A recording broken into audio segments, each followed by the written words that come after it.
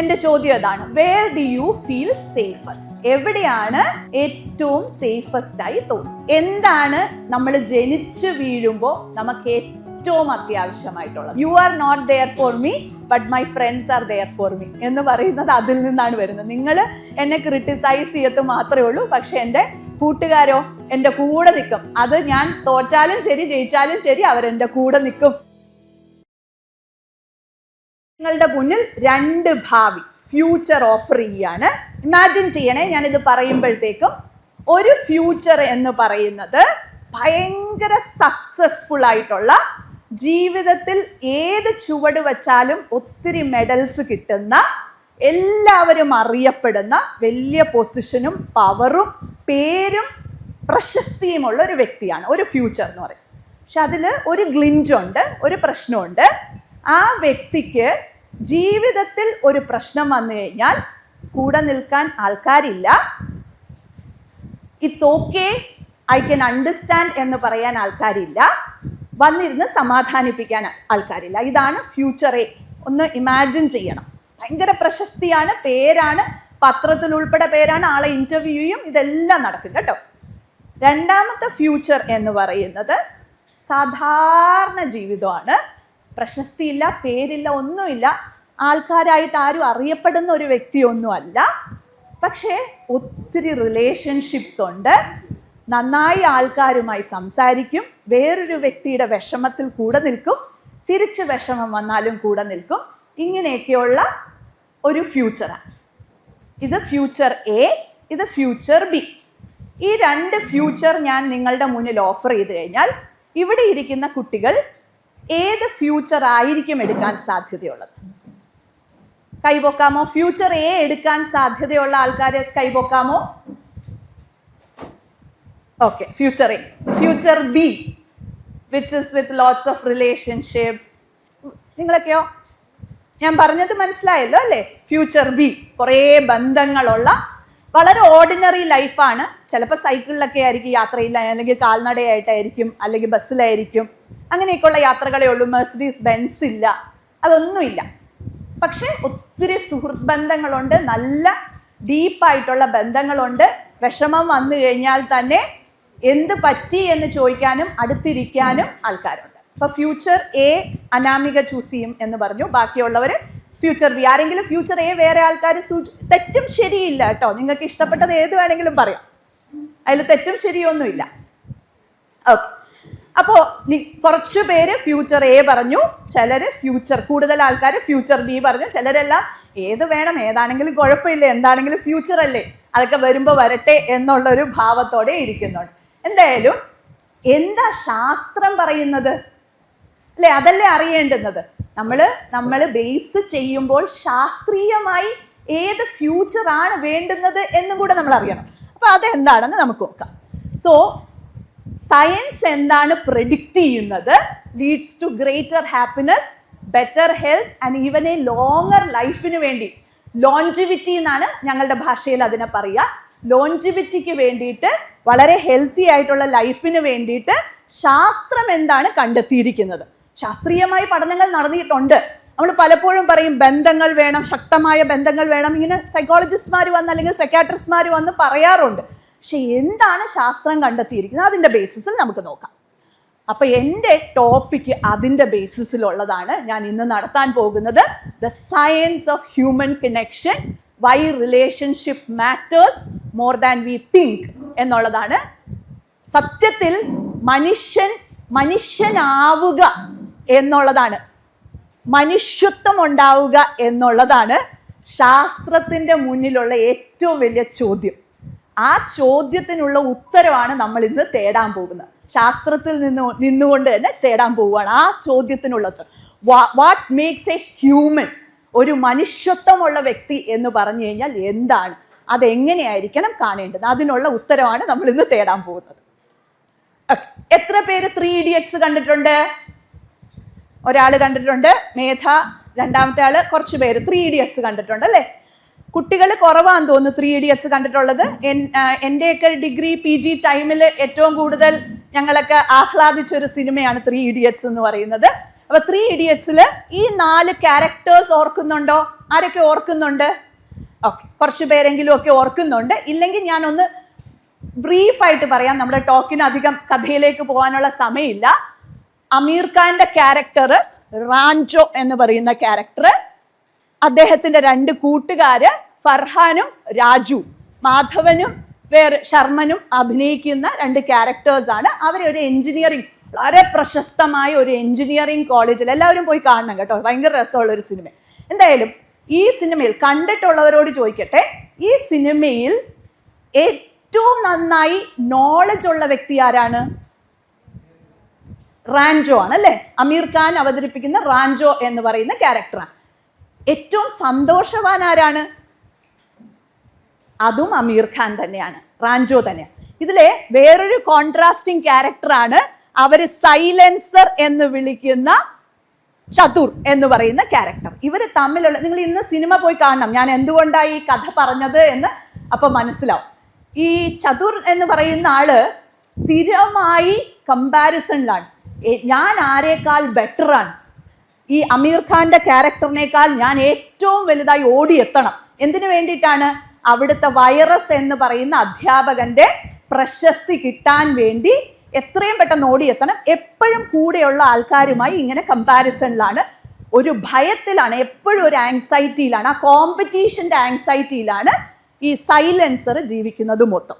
അതേസമയം അമീർ ഖാന്റെ ക്യാരക്ടർ അവതരിപ്പിക്കുന്നതോ, അമീർ ഖാൻ അവിടെ വന്നിരിക്കുന്നത് ആളുടെ പേര് പോലും അല്ല, ആളുടെ പേര് പോലും മറച്ചു വച്ചിട്ട് വേറൊരു വ്യക്തിയായിട്ടാണ് വന്നിരിക്കുന്നത്. അവിടെ വന്നിരിക്കുന്നത് സർട്ടിഫിക്കറ്റിനോ അച്ചീവ്മെന്റിനോ ഒരു രീതിയിലുള്ള മെഡലിനോ അല്ല. വിദ്യാഭ്യാസം നേടണം, എഡ്യൂക്കേഷൻ വേണം, ശാസ്ത്രീയമായി പഠിക്കണം, പിന്നെ എന്ത് വേണം? നല്ല സുഹൃത്ത് ബന്ധങ്ങൾ വേണം. അതോടൊപ്പം തന്നെ ഈ പറയുന്ന 2 ക്യാരക്ടേഴ്സും, ഫർഹാന്റെയും രാജുവിൻ്റെയും ക്യാരക്ടേഴ്സ് എന്ന് പറഞ്ഞാൽ ഏറ്റവും തഴയപ്പെട്ട 2, ഏറ്റവും നമ്മൾ ലേസി എന്നൊക്കെ പറയുന്ന അല്ലെങ്കിൽ സ്ലോ ലേണേഴ്സ് എന്ന് പറയുന്ന, അധ്യാപകരുണ്ടെങ്കിൽ അറിയാം ഈ ടേം, സ്ലോ ലേണേഴ്സ് എന്ന് പറയുന്ന കാറ്റഗറിയിൽ പെടുന്ന, ഒന്നിനും കൊള്ളത്തില്ല, ഇവരെ കൊണ്ട് ഒരു ഗുണവും ഇല്ല എന്ന് വിചാരിച്ചിരുന്ന, ഒരു ഫോക്കസും ഇല്ലാത്ത, ഫ്യൂച്ചറിനെ കുറിച്ച് ഭാവിയെക്കുറിച്ച് ഒരു ചിന്തയില്ലാത്ത ലൂസ് ആയിട്ടുള്ള 2 ക്യാരക്ടേഴ്സ്. അവരെ കൈപിടിച്ച് എന്ത് ചെയ്യുന്നു? അമീർ ഖാന്റെ റാഞ്ചോ മുന്നോട്ട് കൊണ്ടുവരുന്നു. ജീവിതത്തിൽ വിജ്ഞാനം നേടേണ്ടുന്ന ആവശ്യകതയെ അവർക്ക് മനസ്സിലാക്കിച്ചു കൊടുക്കുന്നു, അവരുടെ ഭയങ്ങളെ മാറ്റിയെടുക്കുന്നു. അതോടൊപ്പം തന്നെ എന്താണോ ഇഷ്ടപ്പെട്ടത് അത് പാഷനോടെ പഠിക്കാൻ വേണ്ടി ഇവരെ 2 പേരെയും പ്രേരിപ്പിക്കുന്നു. ഇതാണ് അമീർ ഖാന്റെ ക്യാരക്ടർ. ഇതൊരു സിനിമയാണ് അല്ലേ? ഈ ഒരു സിനിമ കാണാനും കേൾക്കാനും ഒക്കെ കൊള്ളാം. പക്ഷെ നമ്മളുടെ ഇടയിൽ ഇങ്ങനൊരു വ്യക്തി ഉണ്ടെങ്കിലോ, ഈ സിനിമ വന്നത് ആക്ച്വലി ഒരു ഇൻസ്പിറേഷനിൽ നിന്നാണെങ്കിലോ, ഈ സിനിമ ആക്ച്വലി ലഡാക്കിൽ ജീവിക്കുന്ന സോണം വാങ്ചുക് എന്ന് പറയുന്ന, ഇപ്പോൾ വീണ്ടും അദ്ദേഹത്തിൻ്റെ പേര് വളരെയധികം മീഡിയയിൽ കേൾക്കുന്ന ഒരു പേരാണ്. അദ്ദേഹം ഒരു എഞ്ചിനീയറാണ് ബാക്ക്ഗ്രൗണ്ട് കൊണ്ട്. പക്ഷെ എഞ്ചിനീയറിംഗ് എന്നുള്ളത് ജ്ഞാനം നേടുക എന്നുള്ളത്, മറ്റുള്ളവരിലേക്ക് ജ്ഞാനം പകർന്നു കൊടുക്കുക, ലഡാക്കിലെ കുട്ടികളിൽ ഇന്നൊവേഷൻ്റെ ആവശ്യകതയെക്കുറിച്ച് മനസ്സിലാക്കിക്കുക, വളരെ ക്രിയേറ്റീവായി ക്യൂരിയോസിറ്റി ഉണ്ടാക്കുക എന്നുള്ള രീതിയിൽ അങ്ങനെ ഒരു പ്രസ്ഥാനത്തിൻ്റെ ഭാഗമായിട്ട് നിൽക്കുന്ന ആളാണ് സോണം വാങ്ചുക്. അതുകൊണ്ടായോ അദ്ദേഹം ഈ ഇടയ്ക്ക് പ്രശസ്തനായത്? നീറ്റ് എക്സാമിൻ്റെ സമയത്ത് ഉണ്ടായ കോൺട്രവേഴ്സിയിൽ വളരെ വളരെ പ്രസക്തമായ ഒരു സ്റ്റാൻഡ് എടുത്തുകൊണ്ട് ഇപ്പം നിരാഹാര സമരവും കൂടെ നടത്തിക്കൊണ്ടിരിക്കും. അപ്പോൾ മനുഷ്യനെ സയൻസ് എന്ന് പറയുന്നത് സത്യം പറഞ്ഞു കഴിഞ്ഞാൽ മനുഷ്യനെ ക്യൂരിയോസിറ്റി ജനിപ്പിക്കുന്ന, നോളജ് അക്വയർ ചെയ്യാൻ പ്രേരിപ്പിക്കുന്ന ഒരു പ്രോസസ്സാണ്, ഒരു മെത്തഡോളജിയാണ്. ബ്രേക്ക് ത്രൂ അതിനു വേണ്ടിയിട്ടാണ് നിൽക്കുന്നത്. അതുമാത്രമാണോ? സയൻറ്റിസ്റ്റ് ആവുക എന്ന് പറഞ്ഞു കഴിഞ്ഞാൽ ഹ്യൂമെയിൻ ആവുക എന്നുകൂടിയാണ് അതിനർത്ഥം. മറ്റുള്ള മനുഷ്യരെക്കുറിച്ച് നമ്മൾ മോഡൽസിനെ, സയൻറ്റിസ്റ്റ് ആയിട്ടുള്ള ഇവിടെ പലരുടെയും മോഡൽസ് മുകളിൽ വച്ചിട്ടുണ്ട്, ഗലീലിയോ സെൻറ്ററിൽ അവിടെ വച്ചിട്ടുണ്ട്. ആ മോഡൽ, നമ്മളുടെ റോൾ മോഡൽസ് ആവാൻ പറ്റുന്ന പലരുടെയും കാര്യം നോക്കിക്കഴിഞ്ഞ് കഴിഞ്ഞാൽ നമുക്ക് മനസ്സിലാവും, ഇവരുടെ എല്ലാം ജീവിതത്തിൽ അവർ മറ്റുള്ളവർക്ക് വേണ്ടിയിട്ട് കണ്ടുപിടുത്തങ്ങൾ നടത്തിയത് സ്വന്തം നേട്ടത്തിന് വേണ്ടിയിട്ടല്ല. ഇപ്പം ഡോക്ടർ മേധ ഒരു പുസ്തകം എഴുതിയിട്ടുണ്ട് സയൻസിലെ സ്ത്രീകളെക്കുറിച്ച്. ആ പുസ്തകത്തിൽ ഓരോ താളുകൾ മറിച്ചാലും നമുക്കറിയാൻ പറ്റും ആ സ്ത്രീകളെല്ലാം ജീവിച്ചത് മറ്റുള്ള വ്യക്തികൾക്ക് വേണ്ടിയിട്ട് എന്ത് ചെയ്യാം. അതാണ് സയൻസിൻ്റെ കാഴ്ചപ്പാട് എന്ന് പറയുന്നത്. മറ്റുള്ള മനുഷ്യർക്ക് വേണ്ടി ഹ്യൂമൻ ആവുക എന്ന് പറഞ്ഞു കഴിഞ്ഞാൽ മറ്റുള്ളവർക്ക് വേണ്ടിയിട്ട് അല്ലെങ്കിൽ സൊസൈറ്റിക്ക് വേണ്ടിയിട്ട് എന്ത് കണ്ടുപിടിക്കാൻ പറ്റും. സോണം വാങ്ചുക്കും അതിന് നല്ലൊരു ഉദാഹരണമാണ്.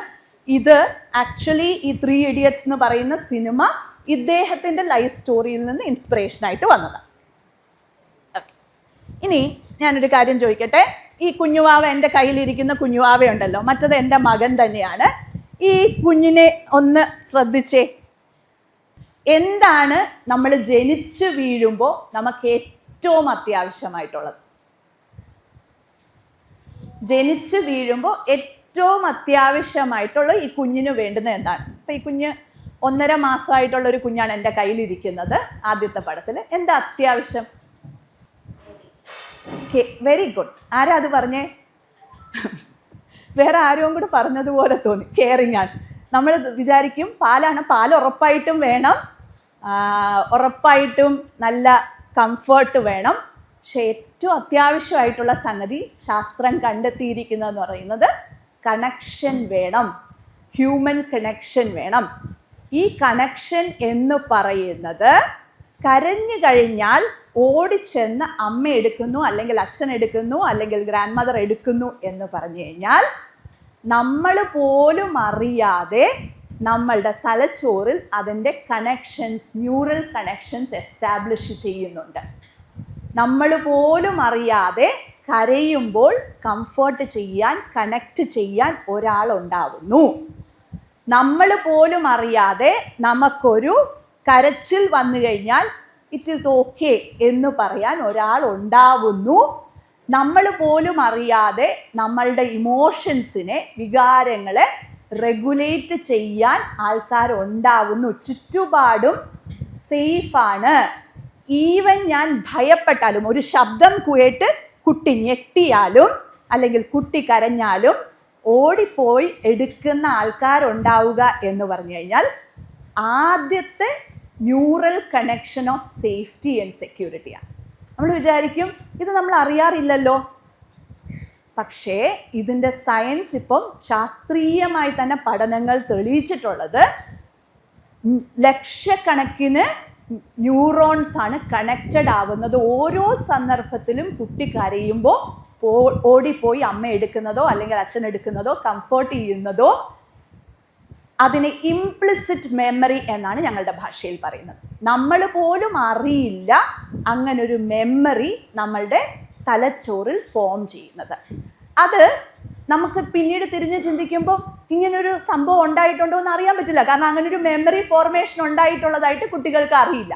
പക്ഷേ സത്യത്തിൽ അങ്ങനൊരു ഇവൻ്റ് നടന്നതായി നമ്മൾ പുറമേ മനസ്സിലാക്കുന്നില്ലെങ്കിൽ പോലും അകമേ അങ്ങനൊരു ന്യൂറൽ കണക്ഷൻ നടക്കുന്നുണ്ട് എന്നുള്ളതാണ് ശാസ്ത്രലോകം ഇന്ന് തെളിയിക്കുന്നത്. ഇൻഫൻസിൽ തന്നെ നടത്തിയിട്ടുള്ള പഠനങ്ങൾ, ഈവൻ വൂമ്പിൽ പോലും നടത്തിയിട്ടുള്ള പഠനങ്ങൾ തെളിയിക്കുന്നത്.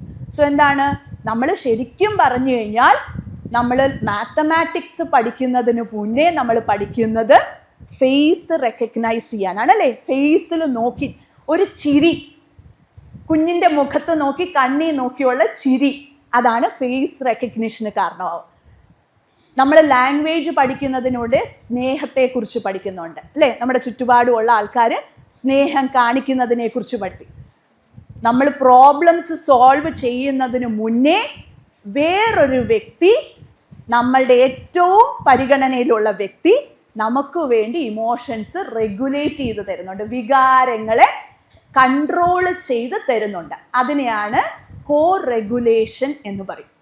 നമുക്ക് വേണ്ടി കരഞ്ഞ് നിലവിളിച്ച് കിടക്കുമ്പോൾ കുഴപ്പമില്ല, തട്ടി തട്ടി തട്ടി അല്ലെങ്കിൽ പാട്ടുപാടി ഈ എൻവയോൺമെൻറ്റ് സേഫാണ്, ഈ കരച്ചിലിനെ അല്ലെങ്കിൽ ഈ ഫ്രസ്ട്രേഷനെ നമുക്ക് ഒന്നിച്ച് റെഗുലേറ്റ് ചെയ്യാം എന്ന് പറയുന്ന വളരെ ബ്യൂട്ടിഫുൾ ആയിട്ടുള്ളൊരു സ്റ്റോറി ഉണ്ട്.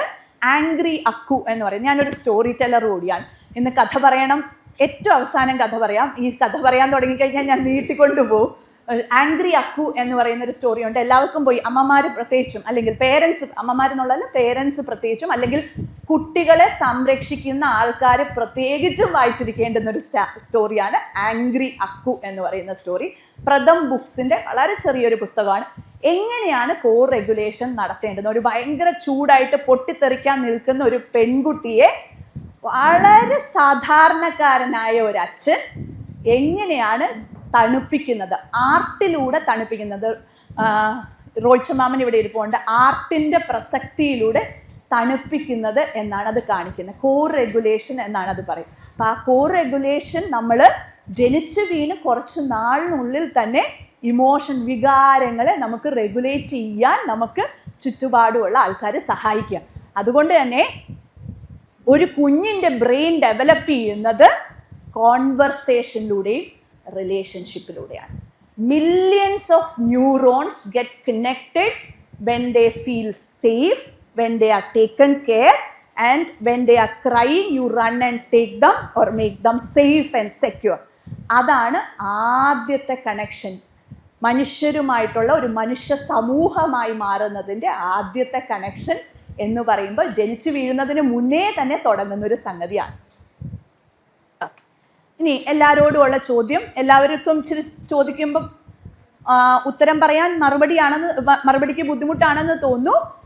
എല്ലാവരും എന്നാൽ ഒന്ന് ഇമാജിൻ ചെയ്താൽ മതി, പറയണമെന്നില്ല. എൻ്റെ ചോദ്യം അതാണ്, where do you feel safest?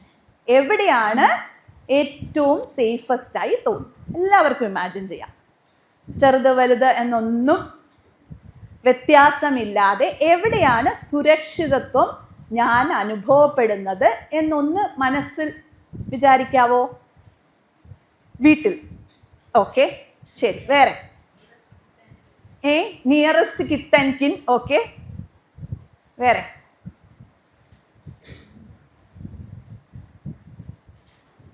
ആരും ഒന്നും പറയുന്നില്ലേ? എവിടെയാണ് നമ്മൾ ഏറ്റവും സേഫായി അനുഭവപ്പെടുന്നത്? Where do you feel safest? ആരോ പറയുന്നു? along with your parents. Okay, where are friends? Okay, very good. Where?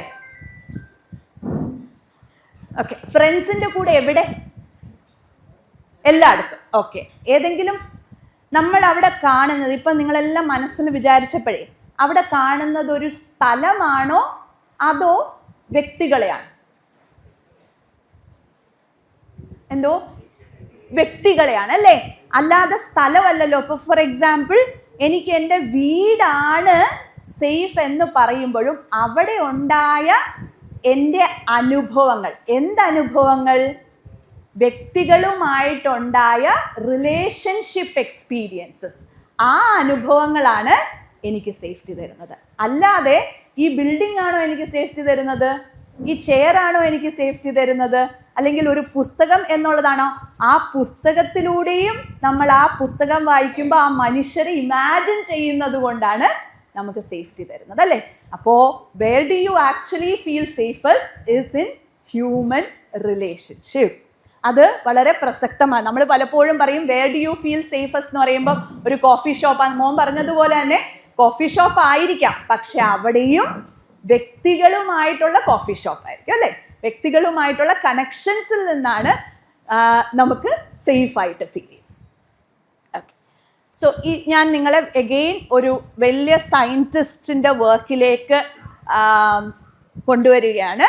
Daniel സീഗലും Mary ഹാസലും കൂടെ എഴുതിയ ഒരു പുസ്തകമാണ്. പറ്റുമെങ്കിൽ ഇത് വളരെ സയൻറ്റിഫിക് ആയിട്ട് എഴുതിയിരിക്കുന്ന ഒരു പുസ്തകമാണ് പേരൻറ്റിങ് ഇൻസൈഡ് ഔട്ട് എന്ന് പറയുന്നത്. ഇതിന് മുന്നേ ഇവർ തന്നെ, ഈ ഡാനിയൽ സീഗൽ എന്ന് പറയുന്നത് neuro science of interpersonal biology, എന്ത് രസ, ഇന്റർപേഴ്സണൽ ബയോളജി, അങ്ങനൊരു ശാസ്ത്ര ശാഖ തന്നെയുണ്ട്. അതായത് ബന്ധങ്ങളുടെ ന്യൂറോ സയൻസ്, അത് പഠിക്കാൻ വേണ്ടി തന്നെ ഒരു ശാസ്ത്രശാഖ ഇന്ന് ഇന്റർനാഷണലി ഉണ്ട് എന്നുള്ളതാണ്. അതിൻ്റെ വലിയൊരു കോൺട്രിബ്യൂട്ടറാണ് ഡാനിയൽ സീഗൽ എന്ന് പറയുന്നത്. അപ്പം ഇതിലെ ഈ സൈഡിലുള്ള സംഗതികൾ, ഈ സൈഡിലും ആ സൈഡിലും ഉള്ളത്, ഈ സൈഡിലുള്ള സംഗതികൾ പേരൻസിനുള്ളതാണ് സത്യത്തിൽ. ഡാനിയൽ സീഗൽ പേരൻസിനെ അഡ്രസ്സ് ചെയ്തുകൊണ്ട് സംസാരിക്കുന്നതാണ്. കണക്റ്റിംഗ്, നമ്മളുടെ കണക്ഷൻസ് എന്ന് പറയുന്നത്, കുട്ടികളുമായിട്ടുള്ള കണക്ഷൻസ് എന്ന് പറയുന്നത് ആസ് എ പേരൻറ്, ഞാനും ഒരു പേരൻ്റാണ്, നമ്മളിലാണ് ആദ്യം തുടങ്ങേണ്ടുന്നത്. അതെന്തുകൊണ്ടാണ്? നമ്മളെക്കുറിച്ചുള്ള മനസ്സിലാക്കലുണ്ടെങ്കിലേ നമ്മളുടെ കുഞ്ഞുങ്ങൾക്ക് സേഫ് ആയിരിക്കാൻ പറ്റുള്ളൂ. നമ്മളുടെ ഭയങ്ങളെക്കുറിച്ച്, നമ്മളുടെ വൈകാരികതയെക്കുറിച്ച്, നമ്മളുടെ ചില ഇല്ലോജിക്കലായിട്ടുള്ള ചിന്തകളെക്കുറിച്ച് അല്ലെങ്കിൽ വിസ്ഫോടനങ്ങളെക്കുറിച്ച് നമുക്ക് അറിവില്ല എന്നുണ്ടെങ്കിൽ, അല്ലെങ്കിൽ നമ്മളുടെ കുഞ്ഞുനാളിൽ നിന്ന് നമ്മളുടെ പേരൻസ് നമുക്ക് തന്നതിനെക്കുറിച്ച് നമുക്ക് അറിവില്ല എന്നുണ്ടെങ്കിൽ നമുക്ക് നമ്മളുടെ കുഞ്ഞുങ്ങളിലേക്ക് സേഫ്റ്റി പകർന്നു കൊടുക്കാൻ പറ്റില്ല. നമ്മളുടെ sense of calmness and safety will lead on to connection with our child. നമ്മൾ കണക്റ്റഡ് അല്ല എന്നുണ്ടെങ്കിൽ ഔട്ട്സൈഡ് കാം ആവില്ല. അവിടുന്ന് നമുക്ക് കാംനെസ് എക്സ്പെക്റ്റ് ചെയ്യാൻ പറ്റില്ല. കുട്ടികൾക്ക് നമ്മളുടെ സേഫ്റ്റിയും കാംനെസ്സും കൊടുക്കാൻ പറ്റിയില്ലെങ്കിൽ അവരിൽ നിന്ന് വികാര വിസ്ഫോടനങ്ങളല്ലാതെ വേറൊന്നും പ്രതീക്ഷിക്കാൻ പറ്റില്ല എന്നുള്ളത് അടിസ്ഥാനം. സോ ഔട്ട്സൈഡ്, പേരൻസിൻ്റെ ഔട്ട്സൈഡ് എങ്ങനെയായിരിക്കും?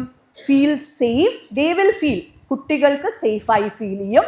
Connections build in A sense of safety in there brain, അവരുടെ ബ്രെയിൻ അതിനനുസരിച്ച് കണക്റ്റഡ് ആവാൻ തുടങ്ങും. ഫീൽ സീൻ, കണ്ടതായി തോന്നാനുള്ള അല്ലെങ്കിൽ ആ സെൻസ് ഉണ്ടാവാൻ തുടങ്ങും. കണ്ടതായി, കേട്ടതായി, എന്നെ കണ്ടു, എന്നെ കേട്ടു, എന്നെ മനസ്സിലാക്കി. പലപ്പോഴും കുട്ടികൾ പറയാറുള്ളതില്ലേ, എന്നെ കേട്ടില്ല, കണ്ടില്ല, എന്നെ മനസ്സിലാക്കിയില്ല നിങ്ങൾ. അതിലേക്ക് ഞാൻ വരാം കൂടുതലായിട്ട്. ഗ്രോ സ്ട്രോങ്, ആ റിലേഷൻഷിപ്പിൽ നിന്നാണ് അവർ കൂടുതലായി ബിൽഡ് ചെയ്യുന്നത്. ഇത് ഡാനിയൽ സീഗലിൻ്റെ വർക്കിൽ നിന്ന് വന്നതാണ്. The quality of our relationship shapes the architect of their developing brain. Connection is not a skill, അതൊരു ഫൗണ്ടേഷൻ തന്നെയാണ്. കണക്ഷൻ എന്ന് പറയും, human connection, especially parent child connection is the foundation for their safety and security. പേരൻസിന് മാത്രമല്ല ഞാനിവിടെ ഉദ്ദേശിക്കുന്നത്, കുട്ടികളുമായി ഇടപെടുന്ന ഏതൊരു വ്യക്തിയും, നമുക്ക് കുഞ്ഞുങ്ങളുണ്ടോ ഇല്ലയോ എന്നുള്ളത് പ്രസക്തമായ സംഗതിയല്ല. കുട്ടികളുമായി ഇടപെടുന്ന ഏതൊരു വ്യക്തിക്കും ഈ ഒരു കാംനെസ്, നമ്മളെക്കുറിച്ചുള്ള മനസ്സിലാക്കൽ, നമ്മളുടെ കാംനെസ് ആൻഡ് നമ്മളിലേക്കുള്ള കണക്ഷനും നമ്മളുടെ ചുറ്റുപാടുമായിട്ടുള്ള കണക്ഷനും ഉണ്ടെങ്കിലാണ് it's is a beautiful kind of a parenting. Parenting എന്ന് ഞാൻ പറയുമ്പോൾ മാതാപിതാക്കൾ എന്നുള്ളത് മാത്രമല്ല, ഞാൻ നേരത്തെ പറഞ്ഞതുപോലെ എല്ലാ കുട്ടികളുമായി ഇടപെടുന്ന എല്ലാവരുടെയും കാര്യത്തെക്കുറിച്ചാണ് ഈ പറയുന്നത്. നമ്മളിലുള്ള കണക്ഷൻ എന്ന് പറഞ്ഞു കഴിഞ്ഞാൽ നമ്മളുടെ തോട്ട്സിനെ കുറിച്ച്, നമ്മളുടെ ഇമോഷൻസിനെ കുറിച്ച്, നമ്മളുടെ ബിഹേവിയേഴ്സിനെ കുറിച്ച് നമുക്കുള്ള കണക്ഷൻ. അത് നമുക്ക് കുറേ ഇല്ലോജിക്കാലിറ്റീസ് ഉണ്ടാവാം. നമ്മൾ വളരെ വർഷങ്ങളായി ഡെവലപ്പ് ചെയ്തു വന്ന ഒത്തിരിയധികം ഇല്ലോജിക്കാലിറ്റീസ് ഉണ്ടാവാം നമ്മളുടെ മനസ്സിൽ തന്നെ. നമ്മൾ ചിന്തിക്കുന്ന ചില കാര്യങ്ങളിൽ നിന്നാണ് നമ്മളുടെ ഇമോഷൻസ് ഡെവലപ്പ് ചെയ്യുന്നത്. അപ്പോൾ അതിന് തിരിച്ചറിവ് ഇല്ല എന്നുണ്ടെങ്കിൽ എന്ത് പറ്റും എന്ന് വെച്ചാൽ, എപ്പോഴും നമ്മൾ നോക്കുക, പുറമെ, ഇത് കുട്ടികൾക്കും ബാധകമായിട്ടുള്ളൊരു സംഗതി, പുറമെ ഇത് കിട്ടുന്നില്ലല്ലോ, അപ്പോൾ പിന്നെ എന്ത് പറ്റും? ഞാൻ വികാരം പ്രകടിപ്പിച്ചു പോകും, റെഗുലേറ്റഡ് ആവില്ല, എക്സ്പ്രഷൻ എപ്പോഴും വന്നുകൊണ്ടേയിരിക്കും. ക്ലിയർ ആയില്ല? തിരുത്തുവാണോ, കറക്ഷൻസ് ആണോ, റെഗുലേഷൻസ് ആണോ വേണ്ടുന്നത് എന്നുള്ളത്, അതിലേക്ക് ഞാൻ വരാം. അപ്പോൾ what do you think A child's brain is shaped with? What do you think shapes A child's brain? Is it school, book, coaching, IQ? ഇതേതെങ്കിലും ആണോ കുട്ടിയുടെ ബ്രെയിൻ ഷേപ്പ് ചെയ്യുന്നത്? ബ്രെയിനിനെ ഉണ്ടാക്കുന്നത് അല്ലെങ്കിൽ ബ്രെയിനിൻ്റെ കണക്ഷൻസിനെ ഉണ്ടാക്കുന്നത് സ്കൂളോ ബുക്കോ കോച്ചിങ്ങോ IQ എന്തെങ്കിലും ആണോ? ഇതിനെല്ലാം ഒരു റോൾ ഉണ്ട്. പക്ഷേ ഡാനിയൽ സീഗൽ പറയുന്നത് റിലേഷൻഷിപ്സ് ആണ് കുട്ടിയുടെ ബ്രെയിനിനെ ഷേപ്പ് ചെയ്യുന്നത്. Literally help shape the developing brain. ഈ 3 വാക്കുകൾ ഞാൻ ഇനി എക്സ്പ്ലെയിൻ ചെയ്യാം. എന്താണ് ഈ റിലേഷൻഷിപ്പിൽ വേണ്ടുന്ന കാര്യങ്ങൾ? ഇതെല്ലാം ടെക്നിക്കൽ ടേംസ് ആണ്. ഞാൻ വളരെ സിമ്പിൾ ആയിട്ടുള്ള ഭാഷയിൽ അടുത്ത സ്ലൈഡിൽ എക്സ്പ്ലെയിൻ ചെയ്യാം. സെക്യൂർ അറ്റാച്ച്മെന്റ് ഉണ്ടാവുക. Attachment which is a beautiful word. Attachment എന്നുള്ള വാക്ക് കേൾക്കുമ്പോൾ ഒരു സൈക്കോളജിസ്റ്റ് പറയുന്ന വാക്കായിട്ട് തോന്നും. പലരും ഇപ്പോൾ സോഷ്യൽ മീഡിയയിലെല്ലാം അറ്റാച്ച്മെൻ്റ് ഇല്ല, my parents didn't give me attachment എന്നൊക്കെ പറഞ്ഞ കുറേയധികം ടേംസ് പറയാറുണ്ട്. സെക്യൂർ അറ്റാച്ച്മെൻറ്റ് ഇല്ലായിരുന്നു എന്ന് പറയാറുണ്ട്. പക്ഷേ ഈ അറ്റാച്ച്മെൻറ്റ് എന്ന് പറഞ്ഞു കഴിഞ്ഞാൽ ശരിക്കും പറഞ്ഞാൽ ബയോളജിയാണ്. ബയോളജിക്കലി വയറിങ് ഉണ്ടാവുക എന്നുള്ളതാണ് അറ്റാച്ച്മെൻറ്റ് എന്ന് പറയുന്നത്. എന്താണ് ആ സെക്യൂർ അറ്റാച്ച്മെൻറ്റ് എന്ന് ഞാൻ എക്സാമ്പിൾ വെച്ച് ഇനി പറഞ്ഞുതരാം. അടുത്തത് അറ്റ്യൂനേറ്റഡ് കമ്മ്യൂണിക്കേഷൻ. അറ്റ്യൂനേറ്റഡ് ആയിട്ടുള്ള കമ്മ്യൂണിക്കേഷൻ. എന്താണ് അറ്റ്യൂനേറ്റഡ് കമ്മ്യൂണിക്കേഷൻ? അതിലേക്കും വരാം. And emotional availability. എന്താണ് ഇമോഷണൽ അവൈലബിലിറ്റി? ഒരു പേരൻ്റ് അല്ലെങ്കിൽ ഒരു മുതിർന്ന ഒരാൾ അവൈലബിൾ ആവുക, വൈകാരികമായി അവൈലബിൾ ആവുക എന്ന് പറഞ്ഞാൽ എന്താണ്? Support healthy emotional. ഇത് എന്തിനാ സഹായിക്കുക? കുട്ടികളുടെ വൈകാരികമായ റെഗുലേഷനിലും അവരുടെ ഗ്രോത്തിനും സഹായിക്കും എന്നുള്ളത്. എങ്ങനത്തെ ഗ്രോത്തിന്? മെൻ്റൽ ഗ്രോത്തിന് സഹായിക്കും. അതിൻ്റെ ഔട്ട്കം എന്ന് പറയുന്നത് നമ്മൾ സക്സസ് ആയിട്ടാണ് കാണുന്നതെങ്കിൽ ഫ്യൂച്ചർ എ ആണോ ഫ്യൂച്ചർ ബി ആണോ വേണ്ടുന്നതെന്ന് നമുക്ക് തീരുമാനിക്കേണ്ടി വരും. സോ ബ്രെയിൻ എന്ന് പറയുന്നത് ബിൽഡ് ചെയ്യുന്നത് റിലേഷൻഷിപ്പിലാണ്, അല്ലാതെ ഐസൊലേഷനിലല്ല. ഒരു തുരുത്തിൽ നിന്നുകൊണ്ട് നമുക്ക് ബ്രെയിനിനെ ബിൽഡ് ചെയ്യാൻ പറ്റില്ല. മനുഷ്യ ബ്രെയിനിനെ ബിൽഡ് ചെയ്യാൻ നമുക്കൊരു തുരുത്തിൽ ഒറ്റയ്ക്ക് നിന്നുകൊണ്ട് ബിൽഡ് ചെയ്യാൻ പറ്റില്ല. അതിൻ്റെ ഉദാഹരണങ്ങൾ ഞാൻ കാണിച്ചു തരാം. സോ ഇത് എഗെയിൻ ഡാനിയൽ സീഗലിൻ്റെ വർക്കാണ് ഈ പറയുന്നത്. അദ്ദേഹത്തിൻ്റെ വർക്കിൽ നിന്നാണ് ഇൻ്റർപേഴ്സണൽ ന്യൂറോബയോളജി എന്ന് പറയുന്ന ടേമും വന്നിട്ടുള്ളത്. അതിലിട്ടിരിക്കുന്നത് പോലെ എന്താണ് റിലേഷൻഷിപ്പിൻ്റെ, ഹെൽത്തി റിലേഷൻഷിപ്പിൻ്റെ ബിൽഡിംഗ് ബ്ലോക്സ് എന്ന് ചോദിച്ചു കഴിഞ്ഞാൽ പേരൻറ്റും ചൈൽഡുമായിട്ടുള്ള റിലേഷൻഷിപ്പ്. ഞാൻ നേരത്തെ പറഞ്ഞ 3 term: secure attachment, attuned communication and emotional availability. ഇത് എന്താണ്? എക്സാമ്പിൾ വെച്ച് ഞാൻ പറയാം. ഒന്ന്, വാട്ട് ഇറ്റ് ഫീൽസ് ലൈക്ക്. ഈ സെക്യൂർ അറ്റാച്ച്മെൻറ്റ് എന്ന് പറഞ്ഞാൽ എങ്ങനെയായിരിക്കും, എന്താ അതിൻ്റെ അർത്ഥം എന്ന് പറഞ്ഞു കഴിഞ്ഞാൽ, I know you will be there for me. കരയുന്ന കുഞ്ഞിൻ്റെ അടുത്ത് ഉണ്ടാവും, അല്ലാതെ നമ്മൾ അവിടെ കരയാൻ വിടില്ല. I know that you will be there for me. അത് വളരെ ചെറിയ പ്രായം തൊട്ട് ഡെവലപ്പ് ചെയ്ത് വരേണ്ടുന്നൊരു സംഗതിയാണ്. പക്ഷെ ഞാൻ ഒരു കാര്യം കൂടെ, ഇത് പറയുമ്പോൾ പലർക്കും കുറ്റബോധം തോന്നാം. അങ്ങനെയുള്ളൊരു ഫീലിംഗ് ബ്ലെയിം ചെയ്യാനോ ക്രിട്ടിസൈസ് ചെയ്യാനോ അല്ല, ഞാൻ അതും പറയാം. ഇത് പ്രാക്ടീസിലൂടെ വരുത്താൻ പറ്റുന്നൊരു സംഗതിയാണ്. പക്ഷെ ഇതിനെക്കുറിച്ചൊരു അവബോധം ഉണ്ടെങ്കിലല്ലേ നമുക്ക് പ്രാക്ടീസ് കൊണ്ടുവരാൻ പറ്റുള്ളൂ. ആ അവബോധത്തിന് വേണ്ടിയിട്ടാണ്, അല്ലെങ്കിൽ ആ ഒരു ആ പെർസ്പെക്റ്റീവിന് വേണ്ടിയിട്ടാണ് ഞാൻ സംസാരിക്കുന്നത്. അല്ലാതെ ആരെയും കുറ്റപ്പെടുത്താൻ വേണ്ടിയിട്ടല്ല, കുഞ്ഞുങ്ങൾ പോയിട്ട് നിങ്ങൾ എനിക്ക് സെക്യൂർ അറ്റാച്ച്മെൻറ്റ് തന്നില്ല എന്ന് പറയാൻ വേണ്ടിയിട്ടുമല്ല. പക്ഷെ ആ കാഴ്ചപ്പാടുണ്ടാവുക, എന്താണ് അറ്റാച്ച്മെൻറ്റ് അല്ലെങ്കിൽ എന്താണ് റിലേഷൻഷിപ്പിൻ്റെ അടിസ്ഥാനം എന്നുള്ളത് മനസ്സിലാക്കാൻ വേണ്ടിയിട്ട് മാത്രം. I know you will be there for me. ഒരു പേരൻറ്റ് ക്രിട്ടിസൈസ് ചെയ്യുന്ന, ഒരു ഫെയിലിയർ ഉണ്ടായാൽ പോലും അല്ലെങ്കിൽ ഒരു തെറ്റ് പറ്റിയാൽ പോലും ക്രിട്ടിസൈസ് ചെയ്യുന്നതിന് പകരം കൂടെ ഉണ്ടാവുക എന്ന് പറയുന്നതാണ് secure attachment. I am going to be there for you എന്ന് പറയുന്നത്. അതുകൊണ്ടാണ് പലപ്പോഴും അഡോളസൻസ് പറയുന്നത്. ഇവിടെ ഇരിക്കുന്ന കുറേ പേരെങ്കിലും അഡോളസൻസ് ആണ്. You are not there for me but my friends are there for me എന്ന് പറയുന്നത് അതിൽ നിന്നാണ് വരുന്നത്. നിങ്ങൾ എന്നെ ക്രിട്ടിസൈസ് ചെയ്യത്ത് മാത്രമേ ഉള്ളൂ, പക്ഷെ എൻ്റെ കൂട്ടുകാരോ എൻ്റെ കൂടെ നിൽക്കും. അത് ഞാൻ തോറ്റാലും ശരി ജയിച്ചാലും ശരി അവരെൻ്റെ കൂടെ നിൽക്കും. എനിക്ക് മാർക്ക് കിട്ടിയാലും ശരി മാർക്ക് കിട്ടിയില്ലെങ്കിലും ശരി. അവിടെയാണ് നമുക്ക് സെക്യൂർ അറ്റാച്ച്മെൻറ്റ് കുട്ടി. I will be there even if you don't get marks, even if you അതിനർത്ഥം അവരുടെ ബിഹേവിയേഴ്സിനെ അംഗീകരിക്കുന്നു എന്നല്ല അർത്ഥം. ബിഹേവിയേഴ്സിനെ അംഗീകരിക്കുന്നുണ്ടോ ഇല്ലയോ എന്നുള്ളത് സെക്കൻഡറി ആണ്. അത് നമുക്ക് ഈ ഒരു ബന്ധമുണ്ടെങ്കിലേ അതുപോലും കാണിച്ചു കൊടുക്കാൻ പറ്റുള്ളൂ. 2, അറ്റ്യൂനേറ്റഡ് കമ്മ്യൂണിക്കേഷൻ. എന്താണ് അറ്റ്യൂനേറ്റഡ് കമ്മ്യൂണിക്കേഷൻ? ബേസിക്കലി ഇവിടെ ഒരാൾ വിഷമത്തോടെ മുഖം കുമ്പിട്ടിരിക്കുകയാണെന്ന് വിചാരിച്ചോ. ഒരാളിവിടെ മുഖം കുമ്പിട്ടിരിക്കുകയാണ്, അത് ഞാൻ മനസ്സിലാക്കുന്നതാണ് അറ്റ്യൂനേറ്റഡ് കമ്മ്യൂണിക്കേഷൻ. അതായത് മറ്റൊരു വ്യക്തിക്ക് വിഷമമോ വികാരമോ ഉണ്ട് എന്നുണ്ടെങ്കിൽ എനിക്കത് മനസ്സിലാക്കാൻ പറ്റുക. ഇവിടെ ഇരുന്ന് ചിലർ യോൺ ചെയ്യാൻ തുടങ്ങി, അതായത് കൊട്ടുവായി ഇടാൻ തുടങ്ങിക്കഴിഞ്ഞ് കഴിഞ്ഞാൽ എനിക്ക് മനസ്സിലാവണമല്ലോ ആൾക്ക് ബോറടിക്കാൻ തുടങ്ങിയിട്ടുണ്ട് എന്ന് മനസ്സിലാക്കണമല്ലോ. അതുമാണ് അറ്റ്യൂനേറ്റഡ് കമ്മ്യൂണിക്കേഷൻ. അതായത് you understand what I M feeling. ഞാൻ പറയാതെ തന്നെ മറ്റൊരാൾക്ക് മനസ്സിലാക്കാൻ പറ്റുക, ഞാൻ ഇതാണ് ഫീൽ ചെയ്യുന്നതെന്ന് മനസ്സിലാക്കാൻ പറ്റുക. A friend notices you are quiet and gently checks in. ഒരു ഫ്രണ്ട്, ഒരു സുഹൃത്ത് വന്ന് എന്തേ മിണ്ടാതിരിക്കുന്നത്, നീ ഇങ്ങനെയല്ലല്ലോ സാധാരണയായിട്ട്, എന്തേ ഇങ്ങനെ ഇരിക്കുന്നത്, നമുക്ക് കളിക്കാൻ പോകണ്ടേ എന്ന് ചോദിക്കില്ലേ? അതാണ് ഈ അറ്റ്യൂനേറ്റഡ് കമ്മ്യൂണിക്കേഷൻ. അത് പേരൻസ് ഉറപ്പായും ചെയ്യേണ്ടുന്ന ഒരു സംഗതിയാണ്. 2, ഇമോഷണൽ അവൈലബിലിറ്റി. പലപ്പോഴും ഇന്നലെ അത് എൻ്റെ ഭാഗത്തും ഞാൻ മനസ്സിലാക്കുന്ന ഒരു കാര്യമാണെങ്കിലും പക്ഷെ പലപ്പോഴും പ്രാക്ടീസ് ചെയ്യും. ഇന്നത്തെ ഈ വർക്ക്ഷോപ്പിന് വേണ്ടി അല്ലെങ്കിൽ ഇന്നത്തെ ഈ ടോക്കിന് വേണ്ടി എനിക്ക് പ്രിപ്പയർ ചെയ്യണം. എൻ്റെ മകൻ പല കാര്യങ്ങൾ ചോദിച്ചുകൊണ്ട് വർത്തമാനം പറഞ്ഞുകൊണ്ട് വരുമ്പോഴെല്ലാം അർണവേ എനിക്ക് ഇത് ചെയ്തു തീർക്കാനുണ്ട്, മോനെന്നെ ഡിസ്റ്റർബ് ചെയ്യരുതേ എന്ന് പറയുമ്പോൾ ഞാൻ ദുഷ്ടയായ ഒരു അമ്മയല്ല, ഇത് മനസ്സിലാക്കാത്ത ഒരു അമ്മയല്ല. പക്ഷേ നമ്മളുടെ തിരക്കുകളിൽ നമുക്ക് പലപ്പോഴും പറ്റാറില്ല. അപ്പം അവിടെ എന്താണ് ചെയ്യാൻ പറ്റുക? ഇമോഷണൽ അവൈലബിലിറ്റി എന്ന് പറഞ്ഞു കഴിഞ്ഞാൽ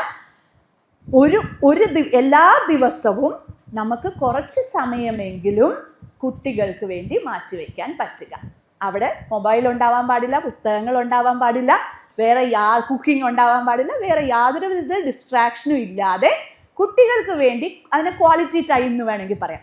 ഇമോഷണലി അവൈലബിൾ ആവും. അവരുടെ ലോകത്തെക്കുറിച്ച് മനസ്സിലാക്കാൻ വേണ്ടി കുറച്ച് സമയമെങ്കിലും എല്ലാ ദിവസവും കൺസിസ്റ്റൻ്റായി സമയം കൊടുക്കുക. അതാണ് emotional availability. You make time and emotional space for me. എനിക്ക് വേണ്ടി ഇപ്പം ഞാൻ വളരെ വിഷമിച്ച് ഞാൻ കരയുന്നൊരവസ്ഥയിലും അമ്മയ്ക്കിന്ന് ജോലി ചെയ്യാനുണ്ടേ, മോൻ എന്നെ ഡിസ്റ്റർബ് ചെയ്യരുത് എന്ന് പറഞ്ഞു കഴിഞ്ഞാൽ I am not emotionally available for my child, അല്ലേ? ഇമോഷണലി അവൈലബിൾ ആവുക എന്ന് പറഞ്ഞു കഴിഞ്ഞാൽ ഈ അറ്റ്യൂനേറ്റഡ് കമ്മ്യൂണിക്കേഷനും ഇമോഷണൽ അവൈലബിലിറ്റിയും വളരെ കണക്റ്റഡ് ആണ്. വൈകാരികമായിരിക്കുമ്പോൾ പ്രത്യേകിച്ചും നമ്മൾ അവൈലബിൾ ആവണം. പക്ഷേ കൺസിസ്റ്റൻ്റായി എല്ലാ ദിവസവും ഉണ്ടാവാൻ പറ്റുക എന്നുള്ളത് റിലേഷൻഷിപ്പിൻ്റെ ഒരു ബിൽഡിംഗ് ബ്ലോക്കാണ്. someone puts aside distraction, listens and stay present. അവിടെ പ്രസൻറ്റ് പലപ്പോഴും നമ്മൾ എന്ത് ചെയ്യും എന്നറിയാവോ? അത് വേറൊരു ബ്യൂട്ടിഫുൾ സ്റ്റോറി ഉണ്ട്, എല്ലാവരും വായിക്കണം. ഞാൻ ഈ സ്റ്റോറീസ് എല്ലാം ഓരോരോ വർക്ക്ഷോപ്പിൽ എടുക്കാറുള്ളതാണ്. എന്താണ് പ്രസൻ്റ് ആവുക, ഒരു വ്യക്തിയോടൊപ്പം ഉണ്ടാവുക? പലപ്പോഴും ചിന്തിക്കുക, ഒരാളൊരു പ്രശ്നം പറയുമ്പോൾ നമ്മളുടെയൊക്കെ യൂഷ്വലി എന്താ ചെയ്യുക? ഇപ്പം ശശികല ചേച്ചി എന്നോടൊരു പ്രശ്നം പറയുകയെന്ന് വെച്ചാൽ, അമ്മു ഇങ്ങനൊരു പ്രശ്നമുണ്ട് കേട്ടോ, ഇങ്ങനെ കുറേ കാര്യങ്ങൾ ശശികല ചേച്ചി എന്നോട് പറയുക എന്ന് വിചാരിച്ചു. യൂഷ്വലി എന്തായിരിക്കും എൻ്റെ റെസ്പോൺസ്? എന്തായിരിക്കും? എന്ത് ചെയ്യും? ഒരാളൊരു പ്രശ്നം പറഞ്ഞു, കുട്ടികൾ പ്രത്യേകിച്ച് ഒരു പ്രശ്നം പറഞ്ഞു, അമ്മ ഇന്നുണ്ടല്ലോ ടീച്ചർ എന്നെ വഴക്ക് പറഞ്ഞു കേട്ടോ, ഇന്ന് ടീച്ചർ എൻ്റെ നോട്ട്ബുക്കും ഒക്കെ എന്താ ഇങ്ങനെ ചീത്തയായിട്ട് എഴുതിയിരിക്കുന്നത്, ഇത്രയും വൃത്തികെട്ട രീതിയിലാണോ, കൈയക്ഷരം എന്താ മോശം എന്ന് ചോദിച്ചു എന്ന് പറഞ്ഞു കഴിഞ്ഞാൽ സാധാരണയായി മാതാപിതാക്കളിൽ നിന്ന് വരുന്ന റെസ്പോൺസ് എന്താ? എന്തോ കുറ്റപ്പെടുത്തും, വഴക്ക് പറയും, അല്ലെങ്കിൽ ദേ ഇരുന്ന് 10 തവണ എഴുതി പഠിക്കും, നിന്റെ കൈയക്ഷരം ബെറ്റർ ആവട്ടെ എന്ന് പറയും, നാളെ ടീച്ചറിനെ കൊണ്ട് കാണിക്കൂ ബെറ്ററാ. അവിടെ അതാണോ നമുക്ക് സത്യം പറഞ്ഞാൽ കുട്ടി ആഗ്രഹിക്കുന്നത്? അല്ല. അവൻ്റെ അല്ലെങ്കിൽ അവളുടെ വികാരത്തെ മനസ്സിലാക്കാൻ വേണ്ടിയിട്ടാണ് വന്ന് പറയാൻ ശ്രമിക്കുന്നത്. ഇങ്ങനെ സ്കൂളിൽ എന്നെ വഴക്ക് പറഞ്ഞു കേട്ടോ, എനിക്ക് വിഷമം ഉണ്ടായി. അപ്പോൾ എപ്പോഴെങ്കിലും നമ്മൾ ചോദിക്കാറുണ്ടോ ഹൗ ആർ യു ഫീലിംഗ്, അല്ലെങ്കിൽ എന്താ ഫീൽ ചെയ്യുന്നത് എന്താണ് എന്ന് ചോദിക്കാറുണ്ടോ? അതാണ് അവർക്ക് കേൾക്കാൻ താല്പര്യം. അതാണ് ബേസിക്കലി ഇമോഷണൽ അവൈലബിൾ. ഒരു സൊല്യൂഷൻ പലപ്പോഴും നമ്മൾ എടുത്തു ചാടി സൊല്യൂഷൻ പറഞ്ഞു കൊടുക്കാൻ. എന്തോ ഒരു പ്രോബ്ലം, ശശികല ചേച്ചി എന്നോടൊരു പ്രോബ്ലം അല്ലേ പറഞ്ഞേ, അതെത്രയും പെട്ടെന്ന് സോൾവ് ചെയ്ത് കൊടുക്കണ്ടേ ഞാൻ?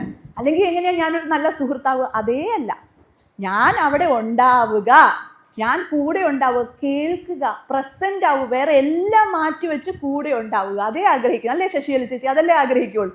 മറിച്ച് സൊല്യൂഷൻ എന്നോട് പറയുമ്പോൾ തന്നെ ചിലപ്പം ശശികല ചേച്ചിക്ക് അതിൻ്റെ സൊല്യൂഷൻ കിട്ടിയിരിക്കും. അതാണ് നമ്മൾ ഉണ്ടാവുക. അപ്പം ഇത് മൂന്നുമാണ് ഹെൽത്തി റിലേഷൻഷിപ്പിൻ്റെ. അത് പേരൻറ് ചൈൽഡ് മാത്രമല്ല, കുട്ടി മാതാപിതാക്കൾ ബന്ധം മാത്രത്തിലല്ല, എല്ലാ ബന്ധങ്ങളിലും നമ്മൾ ബന്ധങ്ങളെ വാല്യൂ ചെയ്യുന്നുണ്ട് എങ്കിൽ ഇതാണ് നമുക്ക് വേണ്ടുന്നത്. എന്താണ്? ഇമോഷണലി അവൈലബിൾ ആവുക, സെക്യൂർ അറ്റാച്ച്മെൻ്റ് ഉണ്ടാവുക, അറ്റ്യൂനേറ്റഡ് കമ്മ്യൂണിക്കേഷൻ ഉണ്ടാവുക. ഒരാൾ വിഷമിച്ചിരിക്കുമ്പോൾ അവനെന്ന് എഴുന്നേറ്റ് വരട്ടെ, എപ്പോഴെങ്കിലും എഴുന്നേറ്റ് വരട്ടെ എന്നുള്ളതല്ല, എന്താ പറ്റിയത് എന്ന് ചോദിക്കുക. അതിന് ചിലപ്പോൾ ഉത്തരം കിട്ടിയേക്കാം, ഉത്തരം കിട്ടാതിരിക്കാം. ഞാൻ ഇമോഷണൽ അവൈലബിലിറ്റിയുടെ കഥയെക്കുറിച്ച് പറഞ്ഞില്ലേ, അതും അവൈലബിൾ ആണ് ഓൺലൈനായിട്ട്. റാബിറ്റ് ലിസൺഡ് എന്ന് പറയുന്നൊരു കഥയുണ്ട്, ഭയങ്കര രസമാണ് ആ കഥ. ഒന്നുമില്ല, ഒരു മുയൽ എങ്ങനെയാണ് കുട്ടിയുടെ വികാരത്തെ തണുപ്പിച്ച് കൊണ്ടുവരുന്നത്. ഒന്നുമില്ല, മുയൽ വന്ന് അടുത്തിരിക്കും, ടച്ച് ചെയ്തിരിക്കും, ദേഹത്ത് ടച്ച് ചെയ്ത് നല്ലൊരു വാംത്ത് കൊടുക്കും. പതുക്കെ പതുക്കെ പതുക്കെ പതുക്കെ ആ കുട്ടിക്ക് വലിയൊരു നഷ്ടബോധം ഉണ്ടാവുകയാണ് ചെയ്യുന്നത്. ആ നഷ്ടബോധത്തിൽ നിന്ന് അവൻ തന്നെ അതിനെന്ത് ചെയ്യണം എന്ന് തീരുമാനിക്കും. അവസാനം ആ ഡിസിഷനിലേക്ക് അവൻ തന്നെ വരും. ആ വികാരങ്ങളെല്ലാം അതിനിടയിൽ അവൻ പറയും, ദേഷ്യപ്പെടും, പ്രവർത്തിക്കും, എല്ലാം ചെയ്യും. പക്ഷെ പതുക്കെ പതുക്കെ ആ മുയലിൻ്റെ പ്രസൻസിൽ നിന്ന്, ഇറ്റ് ഈസ് ദെയർ പ്രസൻസ്, അത് മാത്രമേ ആ മുയൽ ചെയ്യുന്നുള്ളൂ. റാബിറ്റ് ലിസൺഡ് എന്ന് പറയുന്ന ഒരു പുസ്തകമാണ്. നല്ല രസമാണ്. ഇതെല്ലാം കുഞ്ഞുങ്ങൾക്ക് വേണ്ടിയിട്ടാണെന്ന് നമുക്ക് തോന്നും, പക്ഷെ actually it has a lot of message to parents as well as teachers whoever deals with children. അപ്പോൾ ഈ 2 പുസ്തകങ്ങളും, ആംഗ്രി അക്കുവും റാബിറ്റ് ലിസൺഡും, എല്ലാവരും, കുട്ടികൾക്ക് ഇടപെടുന്ന എല്ലാവരും പോയി വായിക്കും. ഓക്കെ, ഇനി നമുക്ക് ഭയങ്കര രസമുള്ള, ഞാൻ ഇത്രയും നേരം കുറേ ടേംസ് ഒക്കെ പറഞ്ഞു. ശരിക്കും ഇങ്ങനെയൊക്കെ തന്നെയാണോ നടന്നിട്ടുള്ളത്? ഇങ്ങനെയൊക്കെ തന്നെയാണ് എന്നുള്ളതിൻ്റെ ഏറ്റവും ശാസ്ത്രീയമായ ഒരു ഉദാഹരണം തന്നതാണ് റാറ്റ് പാർക്ക് എക്സ്പെരിമെൻ്റ് നടത്തി 1970s. നമ്മളെല്ലാം കുട്ടികളുടെ അഡിക്ഷനെ കുറിച്ചല്ലേ ഏറ്റവും കൂടുതൽ കൺസേൺഡ് ആവുന്നത്. ലഹരി ഉപയോഗം, അതും കെമിക്കൽസ് ഉൾപ്പെടെയുള്ള കാര്യങ്ങളുടെ അഡിക്ഷനെ കുറിച്ചാണ് ഏറ്റവും, മദ്യം മാത്രമല്ല ഇപ്പം ഏറ്റവും രൂക്ഷമായ സംഗതികൾ. പിന്നെ മൊബൈലും ഒരു അഡിക്ഷനായി മാറി അല്ലേ. ഇത് 1970s നടത്തിയൊരു പഠനമാണ്. ശരിക്കും പറഞ്ഞാൽ മോർഫിൻ അഡിക്ഷനെ കുറിച്ച് മനസ്സിലാക്കാൻ വേണ്ടി നടത്തിയൊരു പഠനമാണ്. ബ്രൂസ് കെ അലക്സാണ്ടർ എന്ന് പറയുന്ന ഒരു സൈക്കോളജിസ്റ്റ് നടത്തിയ ഒരു പഠനമായിരുന്നു. ആദ്യം അദ്ദേഹം ചെയ്തതെന്ന് പറഞ്ഞു കഴിഞ്ഞാൽ, കുറേ എലികളെ പിടിച്ച് ഒരു കേജിലിട്ടപ്പോൾ എന്തുമാത്രം മോർഫിൻ കൂടെ ഉള്ള രാസപദാർത്ഥവും കൂടെ ഉള്ള വെള്ളം കുടിക്കുന്നുണ്ട് എന്ന് നോക്കി. ഉറപ്പായിട്ടും മോർഫിൻ കൊടുത്തു കഴിഞ്ഞാൽ അഡിക്ഷൻ ഉണ്ടാവും എന്നാണ് മനസ്സിലാക്കി. പക്ഷേ അദ്ദേഹം പിന്നെ ചിന്തിച്ചു, ഇങ്ങനെ മാത്രമല്ലല്ലോ, ആ എൻവയോൺമെൻറ്റ് എന്തെങ്കിലും ഇതിനൊരു, അവരുള്ള ആ അന്തരീക്ഷം ഇതിനെന്തെങ്കിലും കാരണമാവുന്നുണ്ടോ? ഈ അഡിക്ഷനിലേക്ക് പോകാൻ, ആസക്തിയിലേക്ക് പോകാൻ ഈ എലികളുള്ള എൻവയോൺമെൻറ്റ് കാരണമാകുന്നുണ്ടോ എന്ന് ബ്രൂസ് കെ അലക്സാണ്ടർ. അതുവരെയും അഡിക്ഷനെ കുറിച്ച് വിചാരിച്ചിരുന്നത് ഒരു ഡ്രഗ് ഉണ്ടെങ്കിൽ ആ ഡ്രഗ് ആയിരിക്കാം അഡിക്ഷനിലേക്ക്. പക്ഷേ ഇദ്ദേഹം നടത്തിയ പഠനത്തിൽ നിന്ന് മനസ്സിലായത്, അദ്ദേഹം എന്ത് ചെയ്തു എന്നറിയാവോ, ഈ കേജിലിട്ടിരുന്ന എലികളെയെല്ലാം, കൂട്ടിലിട്ടിരുന്ന എലികളെയെല്ലാം പിടിച്ച് കുറേ അധികം എലികളാക്കി ഒരു റാറ്റ് പാർക്ക് സൃഷ്ടിച്ചു. അവിടെ കളിക്കാൻ സൗകര്യങ്ങളുണ്ട്, കുറേയധികം വേറെ എലികളുണ്ട്, കുറേയധികം എക്യുപ്മെൻറ്റ്സ് ഉണ്ട്, ഇതെല്ലാം ഉണ്ട്. ഇതും കൂടെ വെച്ചു കൊടുത്തു. എന്നിട്ട് മോർഫിനുള്ള വെള്ളമുണ്ട്, മോർഫിൻ ഇല്ലാത്ത വെള്ളമുണ്ട്, ഇത് രണ്ടും ഉണ്ട്. എന്താ കണ്ടതെന്നറിയാവോ? എലികൾക്ക് വലുതായിട്ട് മോർഫിൻ വേണ്ട. അപ്പം എന്താ ഇതിലെ ഡിഫറൻസ്? കേജിൽ കിടന്ന എലികൾക്ക് മോർഫിൻ വേണം. എന്തുകൊണ്ടാണ്? അവർ കൂട്ടിലടയ്ക്കപ്പെട്ട, ഐസൊലേറ്റഡ് ആയി പോയ, അല്ലെങ്കിൽ ഒറ്റപ്പെട്ടു പോയ എലികളാണ്. മാമൽസ് ആണ്. മാമൽസും ഗ്രൂപ്പ്സ് ആയിട്ടാണ് ലീവ് ചെയ്യുന്നത്. അവർക്കും കണക്ഷൻസിൻ്റെ, നമ്മളുടെ ബ്രെയിൻ റീജിയൻസ് നോക്കുമ്പോൾ ലിംബിക് ഏരിയ ഡെവലപ്പ് ചെയ്തിട്ടുണ്ട് മാമൽസിനും. അപ്പോൾ അതും കാണിക്കുന്നത് റാറ്റ്സിൽ നിന്ന് നമുക്ക് ഒത്തിരി അധികം, എല്ലാ രീതിയിലും അങ്ങനെ പറയാൻ പറ്റില്ലെങ്കിൽ പോലും, റാറ്റിലും അതേപോലെ ചിമ്പാൻസീസിലും ഒക്കെ നടന്ന പല പരീക്ഷണങ്ങളിലും മനുഷ്യരിലും ആപ്ലിക്കബിൾ ആണ്. അപ്പോൾ ഈ ഒരു റാറ്റ് എക്സ്പെരിമെൻ്റ് എന്ന് പറയുന്നത് റാറ്റ് പാർക്ക് കണക്ഷനെയാണ് കാണിച്ചത്. കേജിൽ നിന്ന്, ഐസൊലേറ്റഡ് ആവുന്നതിൽ നിന്ന് ആക്ച്വലി ഒരു പാർക്കായിട്ടും കുറേയധികം എലികളുള്ള ഒരു പാർക്കിലേക്ക് മാറ്റിക്കഴിഞ്ഞപ്പോഴത്തേക്കും മോർഫിൻ വേണ്ട അവർക്ക്. അതിൻ്റെ ഒരു ആവശ്യകതയില്ല. മോർഫിൻ എന്ന് പറയുന്ന സംഗതിയേ വേണ്ട. അപ്പോൾ അത് കാണിക്കുന്നത് എന്താണ്? Environment is very very crucial. the kind of environment is extremely important in the mental makeup of a human being. ഒരു മനുഷ്യൻ്റെ animal, from mammals onwards, the environment is extremely important. അതാണ് നമുക്ക് ഈ റാറ്റ് പാർക്ക് സ്റ്റഡിയിൽ നിന്ന് മനസ്സിലാക്കാം. Bruce K Alexander സ്റ്റഡിയിൽ നിന്ന്. മനുഷ്യരിലും ഇത് തന്നെ കണ്ടു. സെയിം സ്റ്റഡി അല്ല ഇത്, വളരെ ബ്യൂട്ടിഫുൾ ആയി. ഇതിനു മുന്നേ നടന്നൊരു സ്റ്റഡിയാണ്. 1931 ചിമ്പാൻസിനെയും ഒരു മനുഷ്യ കുഞ്ഞിനെയും കൂടെ ഒന്നിച്ച് വളർത്തി. ആ മനുഷ്യക്കുഞ്ഞിൻ്റെ അച്ഛനും അമ്മയാണ് ഇത് ചെയ്തത്. അവരും ഇതേപോലൊരു പരീക്ഷണാർത്ഥം നടത്തിയതാണ്. ആ ചിമ്പാൻസി ഗുവ എന്ന് പറയുന്ന ചിമ്പാൻസിയും 10 മാസമുള്ള അവരുടെ മകനുമാണ് ഒന്നിച്ചു വളർന്നത്. എന്താ കണ്ടതെന്നറിയാവോ? ചിമ്പാൻസികൾക്ക് മോട്ടോർ സ്കിൽസ്, അതായത് കൈകാലിൻ്റെ ഉപയോഗം, ഓടുക, ചാടുക, ഇതെല്ലാം പെട്ടെന്ന് ഡെവലപ്പ് ചെയ്തു. കാരണം മനുഷ്യക്കുഞ്ഞിനെ ഇമിറ്റേറ്റ് ചെയ്ത് മനുഷ്യക്കുഞ്ഞിന് കൊടുത്ത അതേ എൻവയോൺമെൻറ്റിൽ നിന്ന് ചിമ്പാൻസി പെട്ടെന്ന് ഡെവലപ്പ് ചെയ്തു. പക്ഷേ ചിമ്പാൻസിക്ക് ബയോളജിക്കലി ലാംഗ്വേജ് കപ്പാസിറ്റി ഇല്ല, ലാംഗ്വേജിൻ്റെ സിസ്റ്റം ഇല്ല. അപ്പം എന്താണ്, ചിമ്പാൻസീസ് എങ്ങനെയാണ് കമ്മ്യൂണിക്കേറ്റ് ചെയ്യുക? ഒരു നീഡ് ഉണ്ടെങ്കിൽ എങ്ങനെ കമ്മ്യൂണിക്കേറ്റ് ചെയ്യും? അവരെന്താ ചെയ്യാറ്? സിഗ്നൽസ്, ഭയങ്കര ശബ്ദം ഉണ്ടാക്കും അല്ലേ? കൂയ്യ, സ്ക്രീം ചെയ്യുക, അങ്ങനത്തെയൊക്കെ ശബ്ദങ്ങൾ ഉണ്ടാക്കിയിട്ടാണ് ചെയ്യുന്നത്. അപ്പോൾ എന്ത് പറ്റിയെന്നറിയാവോ? ഈ കുഞ്ഞ് 10 മാസമുള്ള കുഞ്ഞ് ഈ ചിമ്പാൻസിയുടെ സെയിം ലാംഗ്വേജ് ഇമിറ്റേറ്റ് ചെയ്യാൻ, ലാംഗ്വേജ് അല്ല, ആ kind of കൂയിങ് and screaming imitate ചെയ്യാൻ തുടങ്ങി. എന്ത് സംഭവിച്ചു? ചിമ്പാൻസിയോടൊപ്പം വളർന്ന കുഞ്ഞിന് വേണ്ടുന്ന നോർമൽ ഡെവലപ്മെൻറ്റ് ഉണ്ടാവില്ല. അതേസമയം ചിമ്പാൻസിക്കോ എത്രത്തോളം ആ ചിമ്പാൻസിയുടെ ബ്രെയിൻ ഡെവലപ്പ് ചെയ്യാവോ അത്രത്തോളം ഡെവലപ്പ് ചെയ്യും. അങ്ങനെ ഇവർ പേരൻസിന് അവസാനം മനസ്സിലായി ഈ കുട്ടി ഒരു മെൻ്റൽ റിട്ടാർഡേഷനിലേക്ക് വരെ, ഡെവലപ്മെൻറ്റൽ ഡിലേയിലേക്ക്, ലാംഗ്വേജ് ഡിലേയിലേക്ക് പോകും എന്ന് മനസ്സിലായപ്പോൾ ഇവരെ രണ്ടുപേരെയും മാറ്റേണ്ടി വന്നു. എന്നിട്ട് ഈ കുട്ടിയെ പിന്നെ സ്വാഭാവികമായി കുഞ്ഞുങ്ങളുടെ കൂടെ തന്നെ വളർത്തി. പക്ഷെ എന്തോ ഉറപ്പായിട്ടും കോഗ്നിറ്റീവ് ഡെവലപ്മെൻറ്റിനെയും ബാധിക്കും. കാരണം കോഗ്നിഷൻ, ഞാൻ ആ ബ്രെയിൻ സ്ട്രക്ചറിലേക്ക് വരാം. ഇവിടെ നമ്മൾ ചിമ്പാൻസി ലെവലിലൊക്കെ നിൽക്കുന്നത് എന്ന് പറയുന്നത് വളരെ ബേസിക് ആയിട്ടുള്ള കോർട്ടിക്കൽ ഡെവലപ്മെൻറ്റ് നടക്കുകയുള്ളൂ. അതിനപ്പുറത്തേക്ക് ഉണ്ടാവും. Language, higher developments of human won't be there. Chimpanzee പോലുള്ള പ്രൈമേറ്റിന് പോലും, പ്രൈമേറ്റ് എന്ന് പറയുന്നത് മനുഷ്യൻ്റെ തൊട്ടടുത്ത് നിൽക്കുന്ന, എവല്യൂഷണറി ആയിട്ട് നിൽക്കുന്ന, അത്രയും പോലും ഡെവലപ്മെൻറ്റ് ഉണ്ടാവില്ല. മാക്സിമം എത്രയാണോ അത്രയേ പറ്റൂ. ഈ കുട്ടിയുടെ കാര്യത്തിൽ എന്ത് സംഭവിച്ചു എന്ന് വെച്ച് കഴിഞ്ഞാൽ, പിന്നീട് അവർ US-ലായിരുന്നു, ഇവരും സയൻറ്റിസ്റ്റ്മാരായിരുന്നല്ലോ അച്ഛനും അമ്മയും. കുട്ടി പഠിച്ച് സൈക്യാട്രിസ്റ്റായി, പ്രശസ്തനായ ഒരു സൈക്യാട്രിസ്റ്റാണ്, ഹാർവാർഡിലാണ്. പക്ഷേ ഏറ്റവും വിഷമകരമായ സംഗതി എന്ന് പറയുന്നത് പിന്നീട് ആത്മഹത്യ ചെയ്തു, ഏകദേശം 40 വയസ്സായപ്പോഴത്തേക്കും. പക്ഷെ എന്തുകൊണ്ടായിരിക്കാം എന്നുള്ളതിന്, ഇതുകൊണ്ടാണോ ഈ ഒരു ഏർലി ഡെവലപ്മെൻ്റൽ ട്രോമ കൊണ്ടാണോ എന്നറിയില്ല. പക്ഷെ അതിന് പല കാരണങ്ങളുണ്ട്. അച്ഛനും അമ്മയും ഒന്നിച്ചു മരിച്ചു, ഏകദേശം ഒരേ സമയത്താണ് അവർ രണ്ടുപേരും. ചിലപ്പോൾ ആ കുട്ടിയെ സംബന്ധിച്ചിടത്തോളം അവർ മാത്രമേ കണക്ഷൻസ് ആയിട്ട് ഉണ്ടായിരുന്നിരിക്കുകയുള്ളൂ.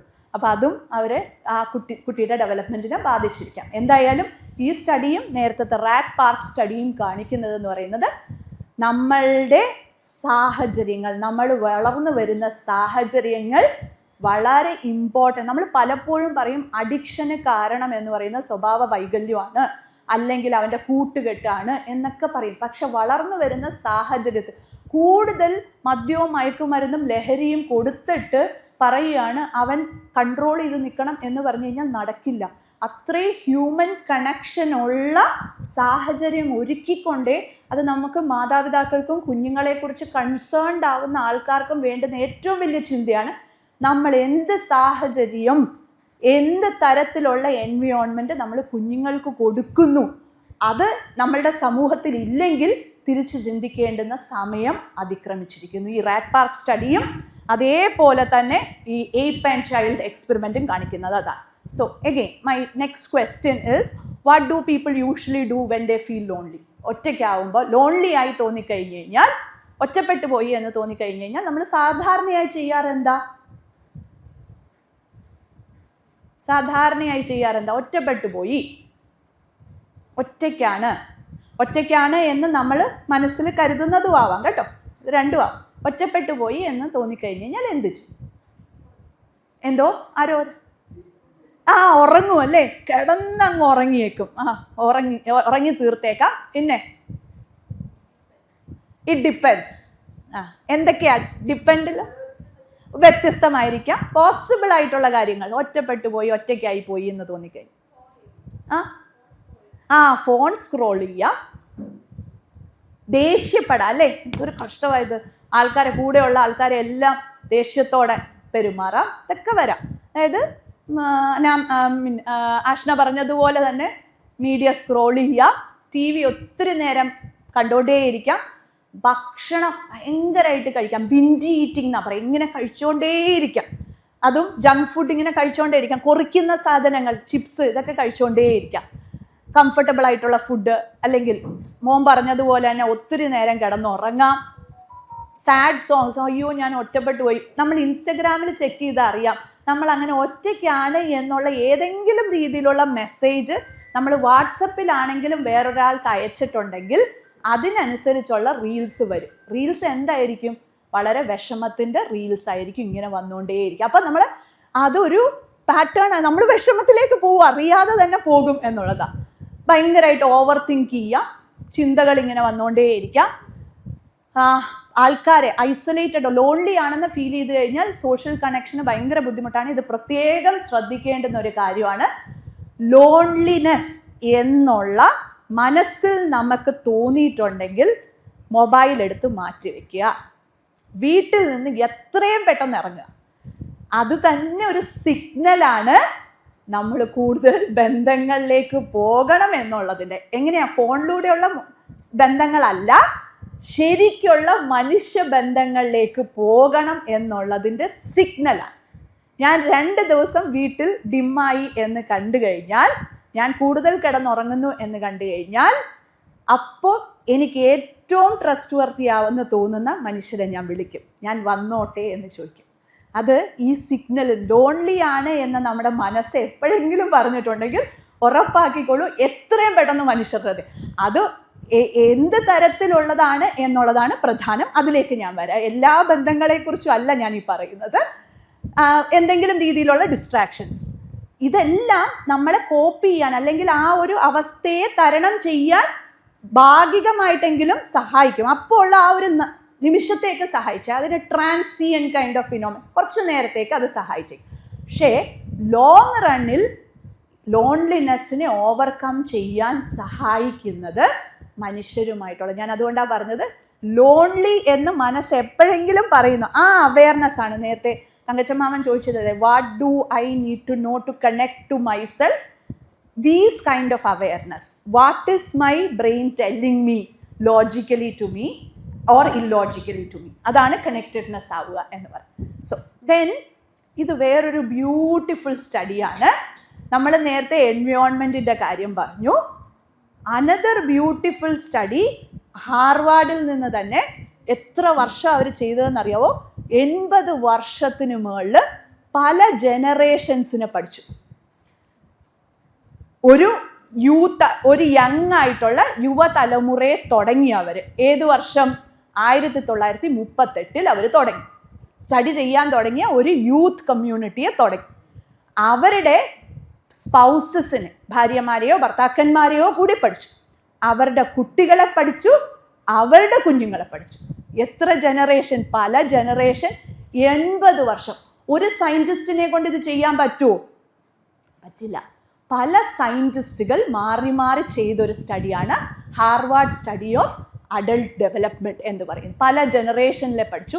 എന്തായിരുന്നു അവരുടെ റിസർച്ച് ക്വസ്റ്റ്യൻ? റിസർച്ചിൽ എപ്പോഴും ഉള്ളതാണ്. എന്ത് ക്വസ്റ്റ്യൻ ചോദിക്കും?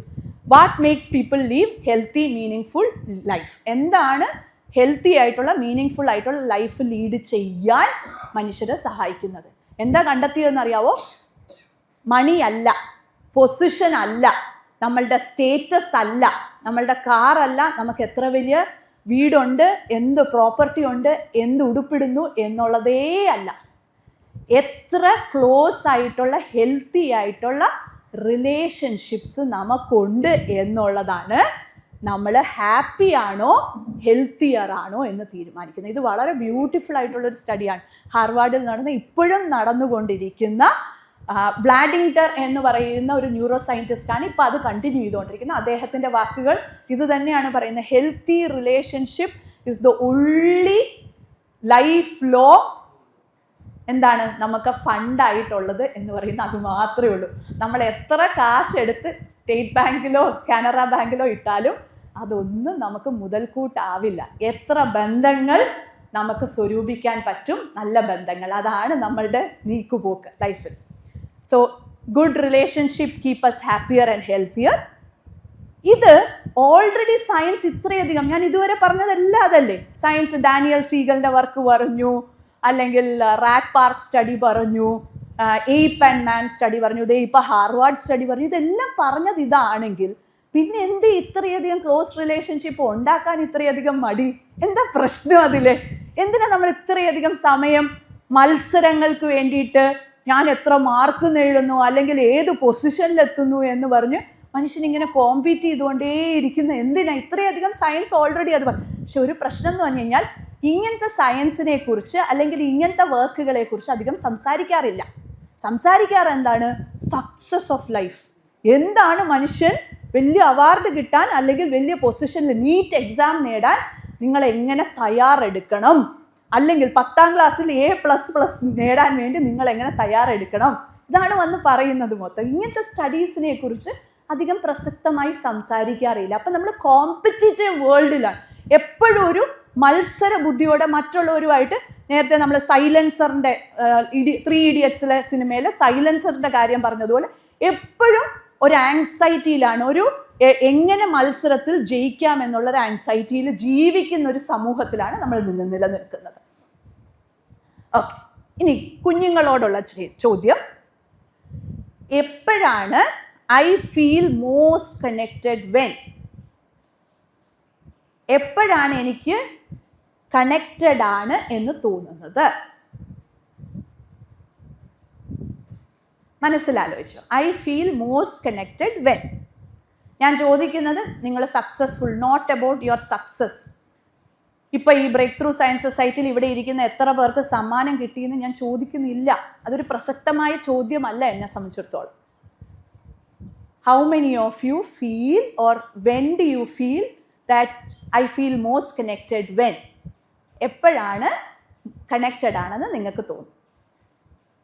എന്തെങ്കിലും പറയാനുണ്ടോ?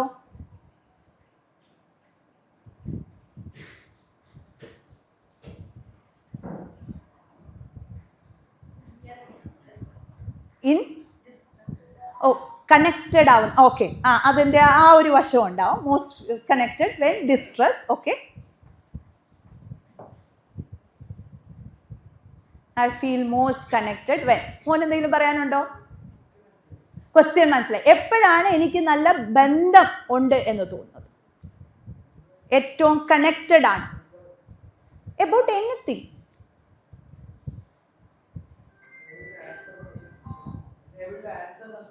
Okay, I need to answer something. Okay.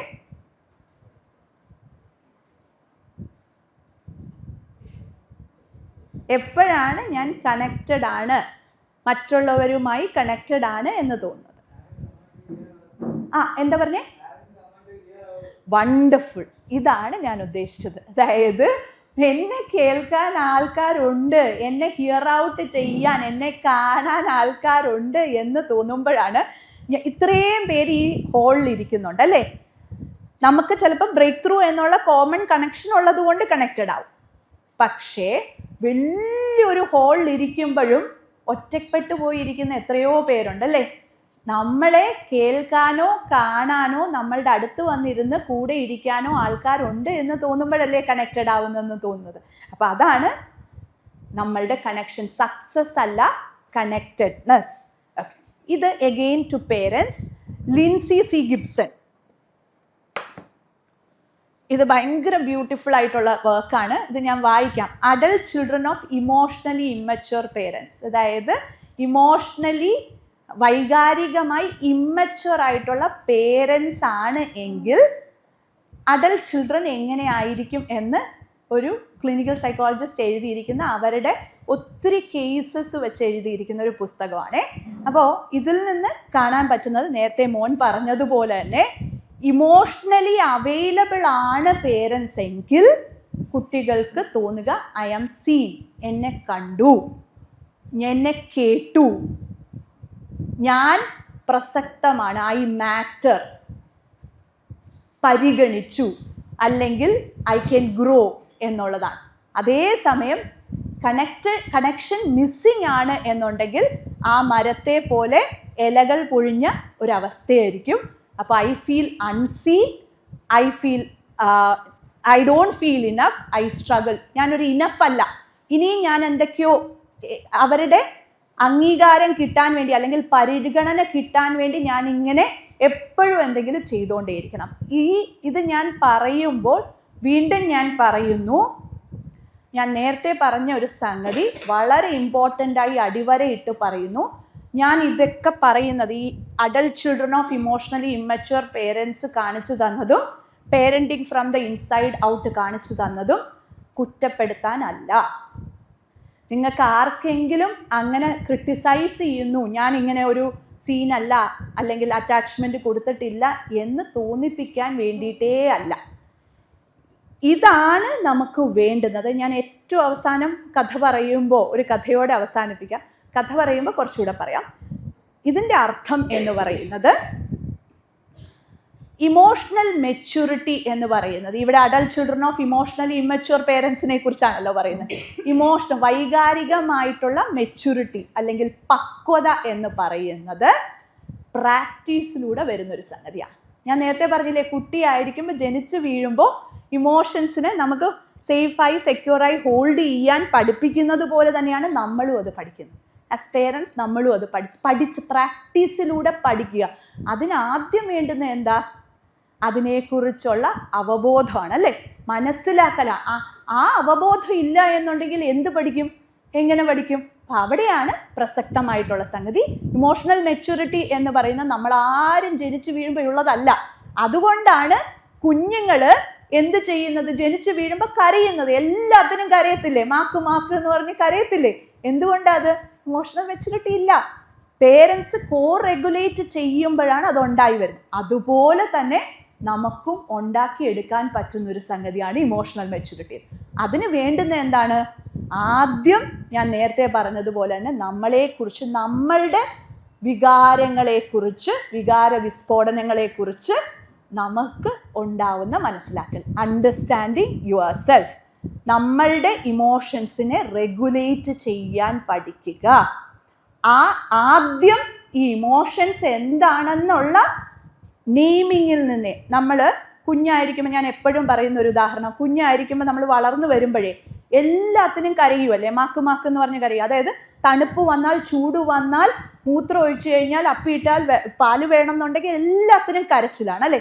പക്ഷെ ഭാഷ വരുമ്പോൾ അമ്മ പറഞ്ഞു കൊടുക്കുകയാണ്, പാല് വേണോ കുഞ്ഞേ, കുട്ടാ പാല് വേണോ എന്ന് ചോദിക്കുമ്പോൾ ആ ഭാഷ നമുക്ക് കിട്ടാം. പാല് അല്ലെങ്കിൽ വീണു എന്നുള്ള ഇത് പറയാം. വെള്ളം, ശുശു വെക്കണം എന്ന് പറയുന്നതിൽ നിന്ന് ഭാഷ കിട്ടുക.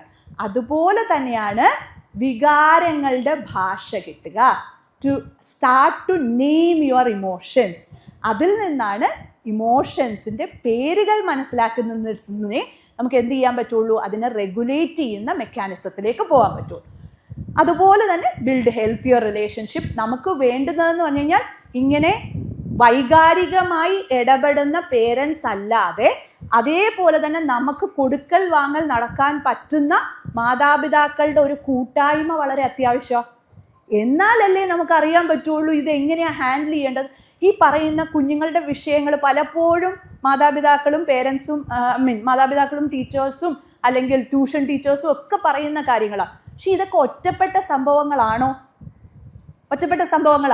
കുഞ്ഞുങ്ങളുടെ ഭയങ്കരമായിട്ട് വാശി പിടിക്കുന്നു, ഭയങ്കരമായിട്ട് ഒച്ചപ്പാടുണ്ടാക്കുന്നു, അവർ മൊബൈലിന് വേണ്ടി അടിപിടി കൂടുന്നു, അല്ലെങ്കിൽ അഡിക്ഷൻസ് ഉണ്ടാകുന്നു, കൂട്ടുകാരുടെ കൂടെ പോകുന്നു. ഇതൊക്കെയെന്ന് പറയുന്ന ഒറ്റപ്പെട്ട സംഭവങ്ങളാണോ വീടുകളിലെ? അല്ല, ഒരു വീട്ടിലെ ഒറ്റപ്പെട്ട സംഭവങ്ങൾ.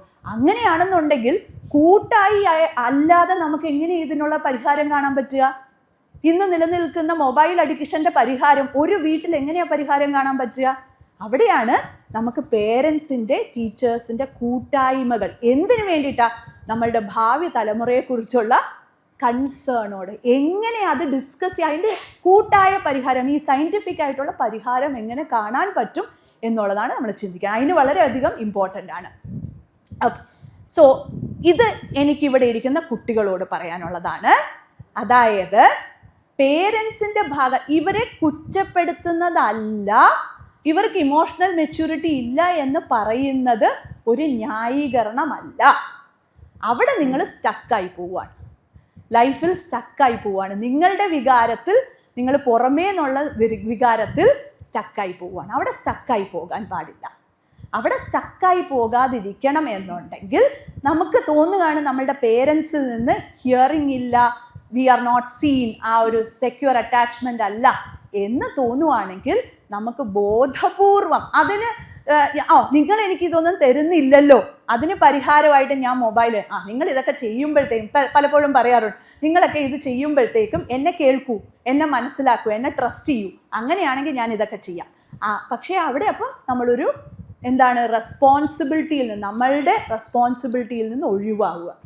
അതല്ല നമുക്ക് വേണ്ടത്. ആ റെസ്പോൺസിബിലിറ്റിയിൽ നിന്ന് ഒഴിവാവുകയല്ല, അവിടെയാണ് കണക്ഷൻ മിസ്സിങ് ആണ് എന്ന് തോന്നുവാണെന്നുണ്ടെങ്കിൽ സ്റ്റക്കാവാതെ, ജീവിതത്തിൽ സ്റ്റക്കാവാതെ എന്ത് ചെയ്യാൻ പറ്റും?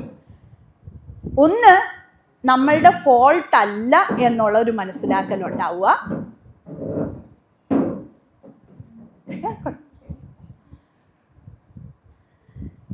ഇത് നമ്മളുടെ ഒരു ഫോൾട്ട് അല്ല. ഞാൻ ജനിച്ചു വീണ കുടുംബം എന്ന് പറയുന്നത് ഒരു ഫോൾട്ടല്ല, എന്തോ ഒരു അപകടമല്ല. അവിടെ ആ ഒരു ചിന്തയാണ് നമുക്ക് വേണ്ടുന്നത്. It is not my fault, ഇത് എൻ്റെ ഒരു ഫോൾട്ടല്ല. ഇത് നമ്മൾ പേഴ്സണലൈസ് ചെയ്യാതിരിക്കുക. എൻ്റെ പേരൻസ് എന്നോട് ഇങ്ങനെയല്ല പെരുമാറുന്നത് എന്ന് പേഴ്സണലൈസ്, ഞാൻ കാരണമാണ് അവരങ്ങനെ ചെയ്യുന്നത് എന്ന് പേഴ്സണലൈസ് ചെയ്യാതിരിക്കുക. ഞാൻ നേരത്തെ പേരൻസിൻ്റെ കാര്യത്തിൽ കൂട്ടായ്മ പറഞ്ഞതുപോലെ തന്നെ കുട്ടികളുടെ കാര്യത്തിൽ അത് പക്ഷേ കുട്ടികൾക്ക് ഒറ്റയ്ക്ക് ചെയ്യാൻ പറ്റണമെന്നില്ല, യങ് ഏജിൽ പ്രത്യേകിച്ചും. പക്ഷേ അഡോളസൻ്റ് ഏജ് എത്തുമ്പോഴത്തേക്കും നമുക്കത് ചെയ്യാൻ പറ്റും. നമുക്ക് ഹെൽത്തിയായ എൻവയോൺമെൻ്റ് അല്ല നമ്മളുടെ ചുറ്റുപാടുള്ളത് എന്ന് മനസ്സിലാക്കി കഴിഞ്ഞ് കഴിഞ്ഞാൽ നല്ല കൂട്ടായ്മകൾ, എൻ്റെ വിഷയത്തിനുള്ള പരിഹാരം നമുക്കെങ്ങനെ കൂട്ടായിട്ട് ഇങ്ങനെയുള്ള കുട്ടികളുണ്ടെങ്കിൽ, അല്ലെങ്കിൽ വളരെ ഹെൽത്തിയായ ആരോഗ്യകരമായ കുടുംബ സാഹചര്യങ്ങളിൽ നിന്ന് വരുന്ന കുട്ടികളുണ്ടെങ്കിൽ അവരോട് എനിക്ക് എങ്ങനെ ഡിസ്കസ് ചെയ്ത് ഇതിനുള്ള പരിഹാരം കാണാൻ പറ്റും. അല്ലെങ്കിൽ എന്ത് പറ്റും, നമ്മൾ പരിഹാരം കാണുന്നത് എന്ന് പറയുന്നത് പലപ്പോഴും അഡിക്ഷൻസിലേക്ക് പോയിട്ടോ അല്ലെങ്കിൽ എന്തെങ്കിലും വേണ്ടാത്ത രീതി അൺഹെൽത്തി ആയിട്ടുള്ള കൂട്ടുകെട്ടുകളിലേക്ക് പോയിട്ടോ ആയിരിക്കും, അല്ലെങ്കിൽ എന്തെങ്കിലും റിബല്യസ് ആയിട്ട് ചെയ്തുകൊണ്ടായിരിക്കും. അത് ചിലപ്പോൾ നമ്മുടെ ജീവിതത്തിന് തന്നെ വലിയ പ്രശ്നങ്ങളിലേക്ക് പോയേക്കാം. അപ്പോൾ കുട്ടികളും പഠിക്കേണ്ടുന്ന ഒരു പ്രധാന, അത് ഈ ബ്രേക്ക് ത്രൂ എനിക്കൊരു അവസരം തരികയാണെന്നുണ്ടെങ്കിൽ inspire to rewire 1 whole day, അത് ഞാൻ ഒറ്റയ്ക്കല്ല ചെയ്യുക, എൻ്റെ സ്റ്റുഡൻസും കൂടി ആയിട്ടാണ് ചെയ്യുക. അപ്പോൾ 1 whole day ഞങ്ങളൊരു വർക്ക്ഷോപ്പ് എടുത്തു തരാം, എങ്ങനെയാണ് ഇമോഷൻസിനെ മനസ്സിലാക്കേണ്ടത്, from the identification till regulating എങ്ങനെയാണ് ചെയ്യേണ്ടത്. അത് വ്യത്യസ്തമായ ഒരു ടോപ്പിക്കാണ്. അതിനെക്കുറിച്ച് ഞാൻ സംസാരിക്കാൻ തുടങ്ങിക്കഴിഞ്ഞാൽ ഒത്തിരി സമയമെടുക്കും. പിന്നെ എന്താണ് നമുക്ക് കൺട്രോളുള്ള കാര്യങ്ങൾ, ജീവിതത്തിൽ നമുക്ക് കൺട്രോളുള്ള ചില കാര്യങ്ങൾ കാണും. നമ്മളുടെ വികാരങ്ങളിൽ നമുക്ക് കൺട്രോളുണ്ട്, നമ്മളുടെ ബിഹേവിയേഴ്സിൽ നമുക്ക് കൺട്രോളുണ്ട്, നമ്മളുടെ തോട്ട്സിൽ നമുക്ക് കൺട്രോളുണ്ട്. ചുറ്റുപാടിൽ ചിലപ്പോൾ നമുക്ക് കൺട്രോൾ ഉണ്ടാവണം എന്നില്ല. ആ കൺട്രോൾ നമുക്ക് എങ്ങനെ എടുക്കാൻ പറ്റും? അതുപോലെ തന്നെ ഇമോഷണൽ ടൂൾ കിറ്റ് ഡെവലപ്പ് ചെയ്യാം. ബേസിക്കലി ഇതിനർത്ഥം യു ഹാവ് എ ചോയ്സ്. വ്യക്തിപരമായി നമുക്ക് എല്ലാവർക്കും ചോയ്സ് ഉണ്ട്. Do you want to get stuck saying that എൻ്റെ എൻവയോൺമെൻറ്റ് അല്ലെങ്കിൽ എൻ്റെ അന്തരീക്ഷം മോശമാണ് എന്ന് പറഞ്ഞ് ഞാൻ അതിൽ സ്റ്റക്കായിരിക്കണോ, അതോ do you want to grow out of it? അതാണ് ക്വസ്റ്റ്യൻ. ഇത് ചോയ്സ് എടുക്കാൻ പറ്റുമോ, അത് എങ്ങനെ എടുക്കുന്നു എന്നുള്ളതും വ്യക്തിപരമായി ചൂസ് ചെയ്യേണ്ടതാണ്. പക്ഷെ അതിൽ എന്ത് നമ്മൾ അതിൻ്റെ അടിസ്ഥാനമാക്കും എന്നുള്ളത്. Okay, again a beautiful person to quote here.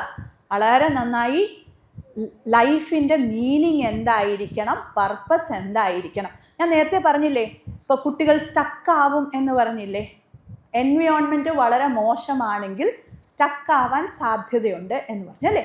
അതിനെ ന്യായീകരിച്ചുകൊണ്ട് അതിൻ്റെ അങ്ങനെയാണ് എൻ്റെ എൻവയോൺമെൻറ്റ്, എൻ്റെ എൻവയോൺമെൻറ്റിൽ അല്ലെങ്കിൽ എൻ്റെ വീട്ടിലെ സാഹചര്യത്തിൽ എൻ്റെ പേരൻസിന് എന്നെ മനസ്സിലാക്കാൻ പറ്റുന്നില്ല, അവർക്ക് എനിക്ക് നല്ലത് തരാൻ പറ്റുന്നില്ല, എന്നെ വിശ്വസിക്കുന്നില്ല, എന്നെ കേൾക്കുന്നില്ല, കാണുന്നില്ല എന്നൊക്കെ പറഞ്ഞിട്ട് സ്റ്റക്കാവുമോ ഇല്ലയോ? പക്ഷേ ജീവിതത്തിൽ നമുക്ക് വിചാരിക്കാവുന്നതിലപ്പുറം വളരെ ചലഞ്ചസ് നേരിട്ട ഒരു വ്യക്തിയാണ് വിക്ടർ ഫ്രാങ്ക്ലിൻ. ഇദ്ദേഹം ഒരു സൈക്യാട്രിസ്റ്റ് ആയിരുന്നു. ഓസ്ട്രിയയിൽ ജീവിച്ചിരുന്ന സൈക്യാട്രിസ്റ്റ്. വേൾഡ് വാർ 2 സമയത്ത് നാസി ജർമ്മനി ഇദ്ദേഹത്തെ ഹോളോകാസ്റ്റിലേക്ക് കൊണ്ടുപോയി. ഹോളോകാസ്റ്റിൽ കൊണ്ടുപോയ സമയത്ത് അദ്ദേഹം പിന്നീട് ഹോളോകാസ്റ്റിന് ശേഷം അദ്ദേഹം എഴുതിയ പുസ്തകമാണ് മാൻ സെർച്ച് ഫോർ മീനിങ്. 3 കാര്യങ്ങളാണ് മനുഷ്യൻ്റെ ജീവിതത്തിലെ അർത്ഥത്തെക്കുറിച്ച് അദ്ദേഹം പറയുന്നത്. ഒന്ന്, മനുഷ്യൻ്റെ ജീവിതത്തിൻ്റെ അർത്ഥം തീരുമാനിക്കപ്പെടുന്നത് നമ്മൾ ചെയ്യുന്ന പ്രവൃത്തിയിൽ നമുക്കുള്ള പാഷൻ. നമുക്ക് എന്തുമാത്രം, ഞാൻ എന്ത് ജോലിയാണ് അല്ലെങ്കിൽ എന്താണോ ചെയ്യുന്നത് അതിനുള്ള പാഷൻ, ഞാൻ എത്രമാത്രം പാഷനേറ്റ് ആയിട്ടാണ് അത് ചെയ്യുന്നത്. ഒന്നത്. രണ്ടാമത്തെ സംഗതി, നമുക്ക് മറ്റുള്ള മനുഷ്യരോടുള്ള സ്നേഹം. മനുഷ്യൻ്റെ ജീവിതത്തിൻ്റെ അർത്ഥം നിർണ്ണയിക്കുന്ന 3 കാര്യങ്ങൾ. ഒന്ന്, നമ്മൾ ചെയ്യുന്ന ജോലിയോടുള്ള പാഷൻ. അത് എന്തെങ്കിലും പവറോ പൊസിഷനോ സ്റ്റേറ്റസോ കിട്ടാനോ കാശ് കിട്ടാനോ അല്ല. ഇതെപ്പോഴാ? ഹോളോകാസ്റ്റിൽ ഇരിക്കുന്ന സമയത്ത് അദ്ദേഹം മനസ്സിൽ കുറിച്ചിട്ട കാര്യങ്ങളാണ്. 2, മറ്റുള്ള മനുഷ്യരോടുള്ള സ്നേഹം. 3, ഏറ്റവും പ്രധാനപ്പെട്ട സംഗതി, this is the beautiful part of it, എൻ്റെ വസ്ത്രം നാസി ജർമ്മൻ സോൾജിയേഴ്സിന് എടുത്തുകൊണ്ട് പോകാം, എന്നെ ഉടുതുണി ഇല്ലാതെ അവിടെ നിർത്താം, എൻ്റെ പവർ എടുത്തുകൊണ്ട് പോകാം, എൻ്റെ വീടെടുത്തുകൊണ്ട് പോകാം, കാശ് എടുത്തുകൊണ്ട് പോകാം, എല്ലാം എടുത്തുകൊണ്ട് പോകാം. പക്ഷെ അവർക്ക് കൺട്രോൾ ഇല്ലാത്ത ഒരൊറ്റ കാര്യത്തിലേ ഉള്ളൂ, ഈ സാഹചര്യത്തോട് ഞാൻ എങ്ങനെ പ്രതികരിക്കുന്നു, ഞാൻ ഈ ഏറ്റവും കഷ്ടത്തിലുള്ള സാഹചര്യത്തോട് ഞാൻ എങ്ങനെ റിയാക്ട് ചെയ്യുന്നു. ഞാൻ നെഞ്ചത്തടിച്ച് നിലവിളിച്ച് അയ്യോ എൻ്റെ സാഹചര്യം ഇങ്ങനെയായി പോയല്ലോ എന്നുള്ളതിനെക്കുറിച്ച് വിഷമിച്ചിരിക്കുവാണോ, അതോ ഞാൻ അവിടെയും ഫൈറ്റ് ചെയ്യുവാണോ? എൻ്റെ ഈ തോട്ടിനോട് ഞാൻ ഫൈറ്റ് ചെയ്യുവാണോ? എനിക്ക് നിലനിന്നാലേ, ഭക്ഷണം ഇല്ലെങ്കിലും എന്നെ ടോർച്ചർ ചെയ്താലും എന്ത് ചെയ്താലും ഞാൻ നിലനിന്നാലേ, ഞാൻ ജീവിച്ചിരുന്നാലേ എനിക്ക് പിന്നീട് പോയി ആ ജീവിതം കാണാൻ പറ്റുള്ളൂ. അതായിരുന്നു അദ്ദേഹത്തെ മുന്നോട്ട് നയിച്ചത്. ഈ 3 കാര്യങ്ങളാണ് ഹോളോകാസ്റ്റിൽ നിന്ന് സർവൈവ് ചെയ്ത്, അതായത് ഏറ്റവും ടോർച്ചറസ് ആയിട്ടുള്ള എൻവയോൺമെൻറ്റിൽ നിന്ന്. നേരത്തെ പറഞ്ഞു, എൻവയോൺമെൻറ്റിനെ കുറിച്ച് പറഞ്ഞല്ലേ, ഇമ്മച്യൂർ ആയിട്ടുള്ള പേരൻസിൻ്റെ എൻവയോൺമെൻറ്റ് ഉണ്ടെങ്കിൽ എന്തൊക്കെ സംഭവിക്കും. പക്ഷെ എന്ത് എൻവയോൺമെൻ്റ് ആണ് എന്ന് പറഞ്ഞാലും ഈ 3 കാര്യങ്ങൾ നമ്മൾ ഡിസൈഡ് ചെയ്യുകയാണെന്നുണ്ടെങ്കിൽ, ഒന്ന്, നമ്മൾ ചെയ്യുന്ന കാര്യങ്ങളോടുള്ള പാഷൻ, അത് ചെയ്യുന്നത് മറ്റുള്ള മനുഷ്യർക്ക് വേണ്ടിയിട്ടാണെങ്കിൽ, ഹ്യൂമൻ ആവുകയാണെങ്കിൽ. 3, ഞാൻ എങ്ങനെ സാഹചര്യങ്ങളോട് പ്രതികരിക്കുന്നു എന്നുള്ളത് എൻ്റെ കയ്യിലാണ്. ഞാൻ റിയാക്ട് ചെയ്യണോ റെസ്പോണ്ട് ചെയ്യണോ എന്നുള്ളത് എൻ്റെ കയ്യിലാണ്. അത് ആർക്കും എടുത്തുകൊണ്ട് പോകാൻ പറ്റില്ല. ബാക്കി എല്ലാം എടുത്തുകൊണ്ട് പോയിക്കോളൂ, ഒരു പ്രശ്നമില്ല. ഇതാണ് ഒരു വേൾഡ് വാർ 2 അനുഭവിച്ച ഒരു സൈക്യാട്രിസ്റ്റ് പറഞ്ഞത്. And it is A beautiful book. ഞാൻ ഇന്ന് എടുക്കാൻ മറന്നുപോയി. മാൻ സെർച്ച് ഫോർ മീനിങ് എന്ന് പറയുന്നൊരു പുസ്തകം. പറ്റുമെങ്കിൽ വായിക്കൂ, ഭയങ്കര രസമാണ് ആ പുസ്തകം. Okay, so how are you all feeling now? ഇത്രയും ഞാൻ പറഞ്ഞു, കുറേ കാര്യങ്ങൾ പറഞ്ഞു അല്ലേ? എങ്ങനെയാ? വണ്ടർഫുൾ. ഓക്കെ, തീർന്നിട്ടില്ല, നിർത്താൻ ഉദ്ദേശിച്ചിട്ടില്ല. ഇത്രയും നല്ലൊരു ബ്യൂട്ടിഫുൾ ആയിട്ടുള്ള ടോപ്പിക് കിട്ടിക്കഴിഞ്ഞാൽ എങ്ങനെയാണ് നിർത്തുക? അപ്പം എല്ലാവരും ഒന്ന് ചെയ്യാവുന്നതെന്ന് പറഞ്ഞു കഴിഞ്ഞാൽ, ഇത്രയും നേരമായിട്ട് ഇങ്ങനെ ഇരിക്കുമല്ലേ, ഒരു കാര്യം ചെയ്യുന്നത് നിർത്താം. ഇത്രയും നേരമായിട്ട് ഇരിക്കുമല്ലേ, അപ്പോൾ ചെയ്യാവുന്നൊരു കാര്യം എന്ന് പറഞ്ഞാൽ, എല്ലാവരും ഒന്ന് കയ്യിലൊരു ബലൂൺ ഉണ്ടെന്ന് ഇമാജിൻ ചെയ്യാവോ? എല്ലാവരും ഒന്ന് ബലൂൺ പൊക്കാവോ? എല്ലാവരും ഒന്ന് ബലൂൺ, എനിക്കൊന്ന് കാണണേ, ബലൂൺ ഒന്ന് വേവ് ചെയ്യണേ. ഓക്കെ, ഇപ്പോൾ വീർപ്പിച്ചിട്ടില്ല കേട്ടോ. എന്നിട്ട് ആ ബലൂൺ നമ്മൾ വീർപ്പിക്കാൻ പോവുകയാണേ. ഒന്ന് സ്ട്രെച്ച് ചെയ്യാവോ ബലൂൺ? എല്ലാവരും സ്ട്രെച്ച്. നന്നായിട്ട് സ്ട്രെച്ച് ചെയ്യണം, എന്നാലേ അത് വീർക്കുള്ളൂ, പൊട്ടിച്ചു കളയരുത്. ഓക്കെ, എന്നിട്ടൊന്ന് വീർപ്പിക്കാവോ?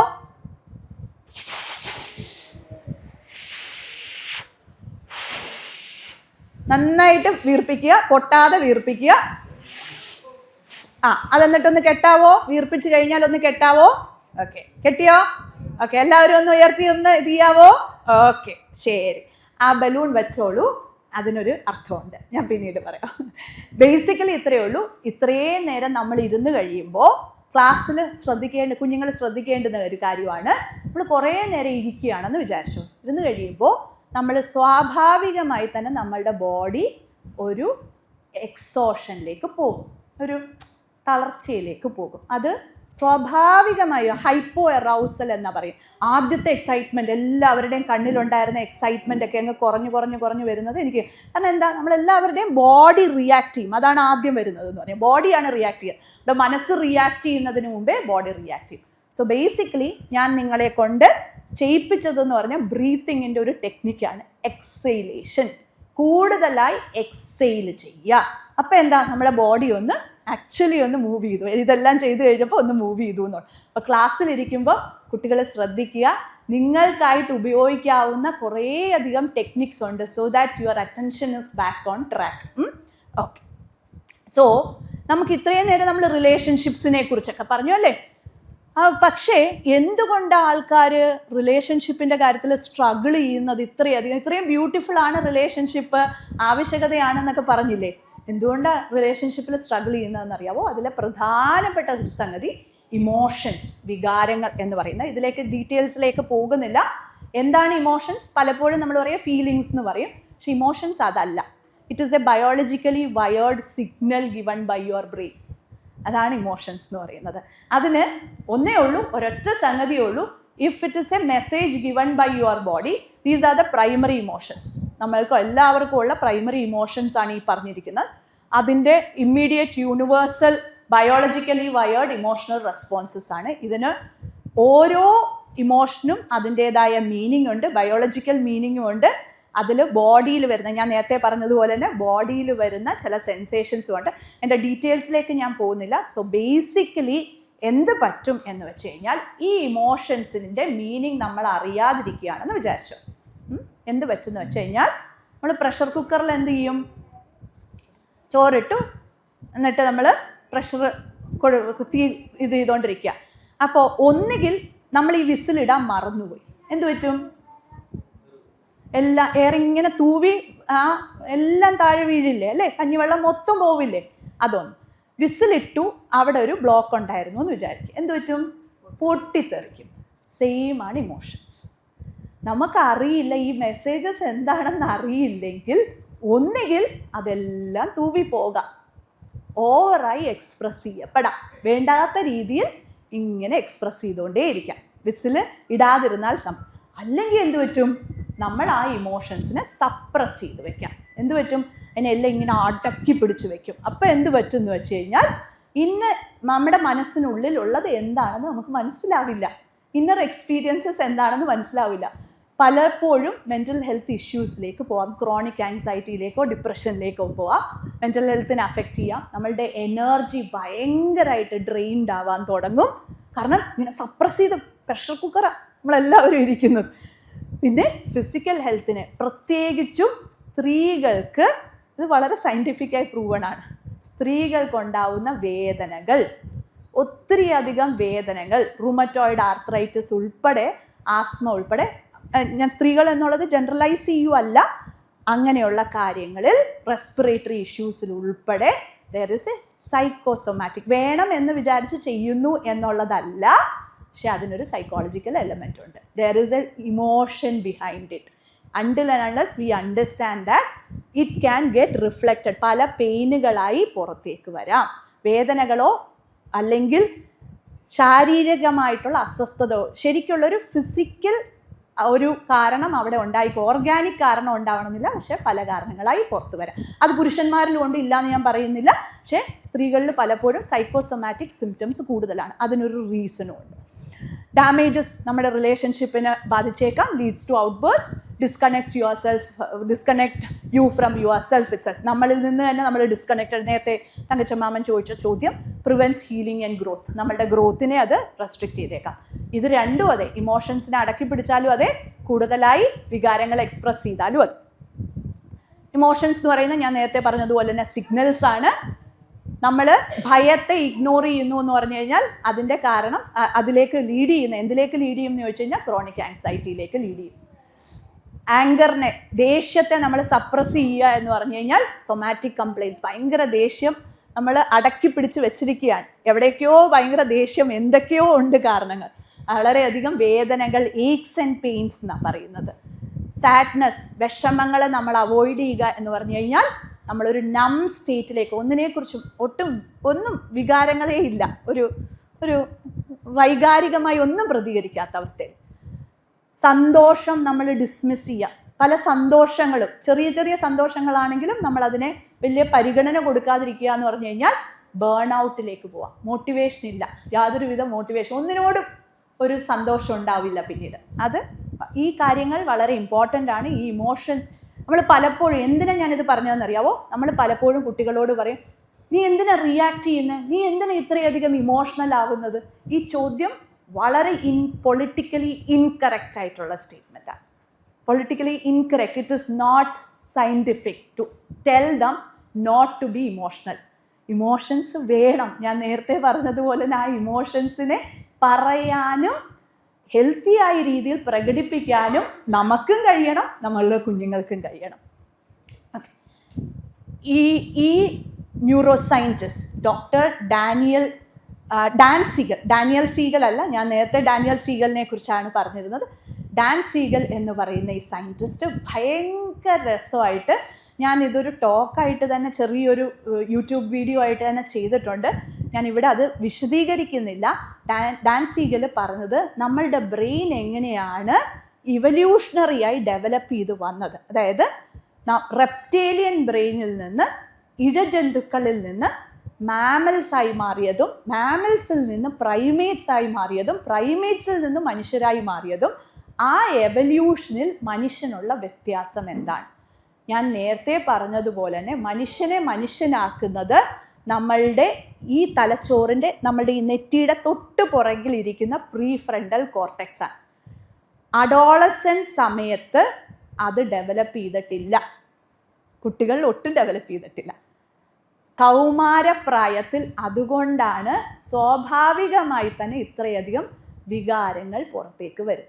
അപ്പം അവിടെ അവർക്ക് ആ ഇമോഷൻസിനെ റെഗുലേറ്റ് ചെയ്യുക, അതായത് പ്രീഫ്രണ്ടൽ കോർട്ടെക്സിനെ ഡെവലപ്പ് ചെയ്യാൻ, അതായത് വികാരങ്ങൾ എങ്ങനെ റെഗുലേറ്റ് ചെയ്യണം എന്ന് അഡൾട്ടായ നമുക്ക് പഠിപ്പിച്ചു കൊടുക്കാൻ പറ്റുന്നില്ല. പഠിപ്പിച്ചു കൊടുക്കാൻ തന്നെ നീ ഇങ്ങനെ ചെയ്യൂ എന്നുള്ളതല്ല, കൂടെ ഇരുന്ന് അതിനെ കോച്ച് ചെയ്യാൻ പറ്റുന്നില്ലെങ്കിൽ we are not able to understand dum.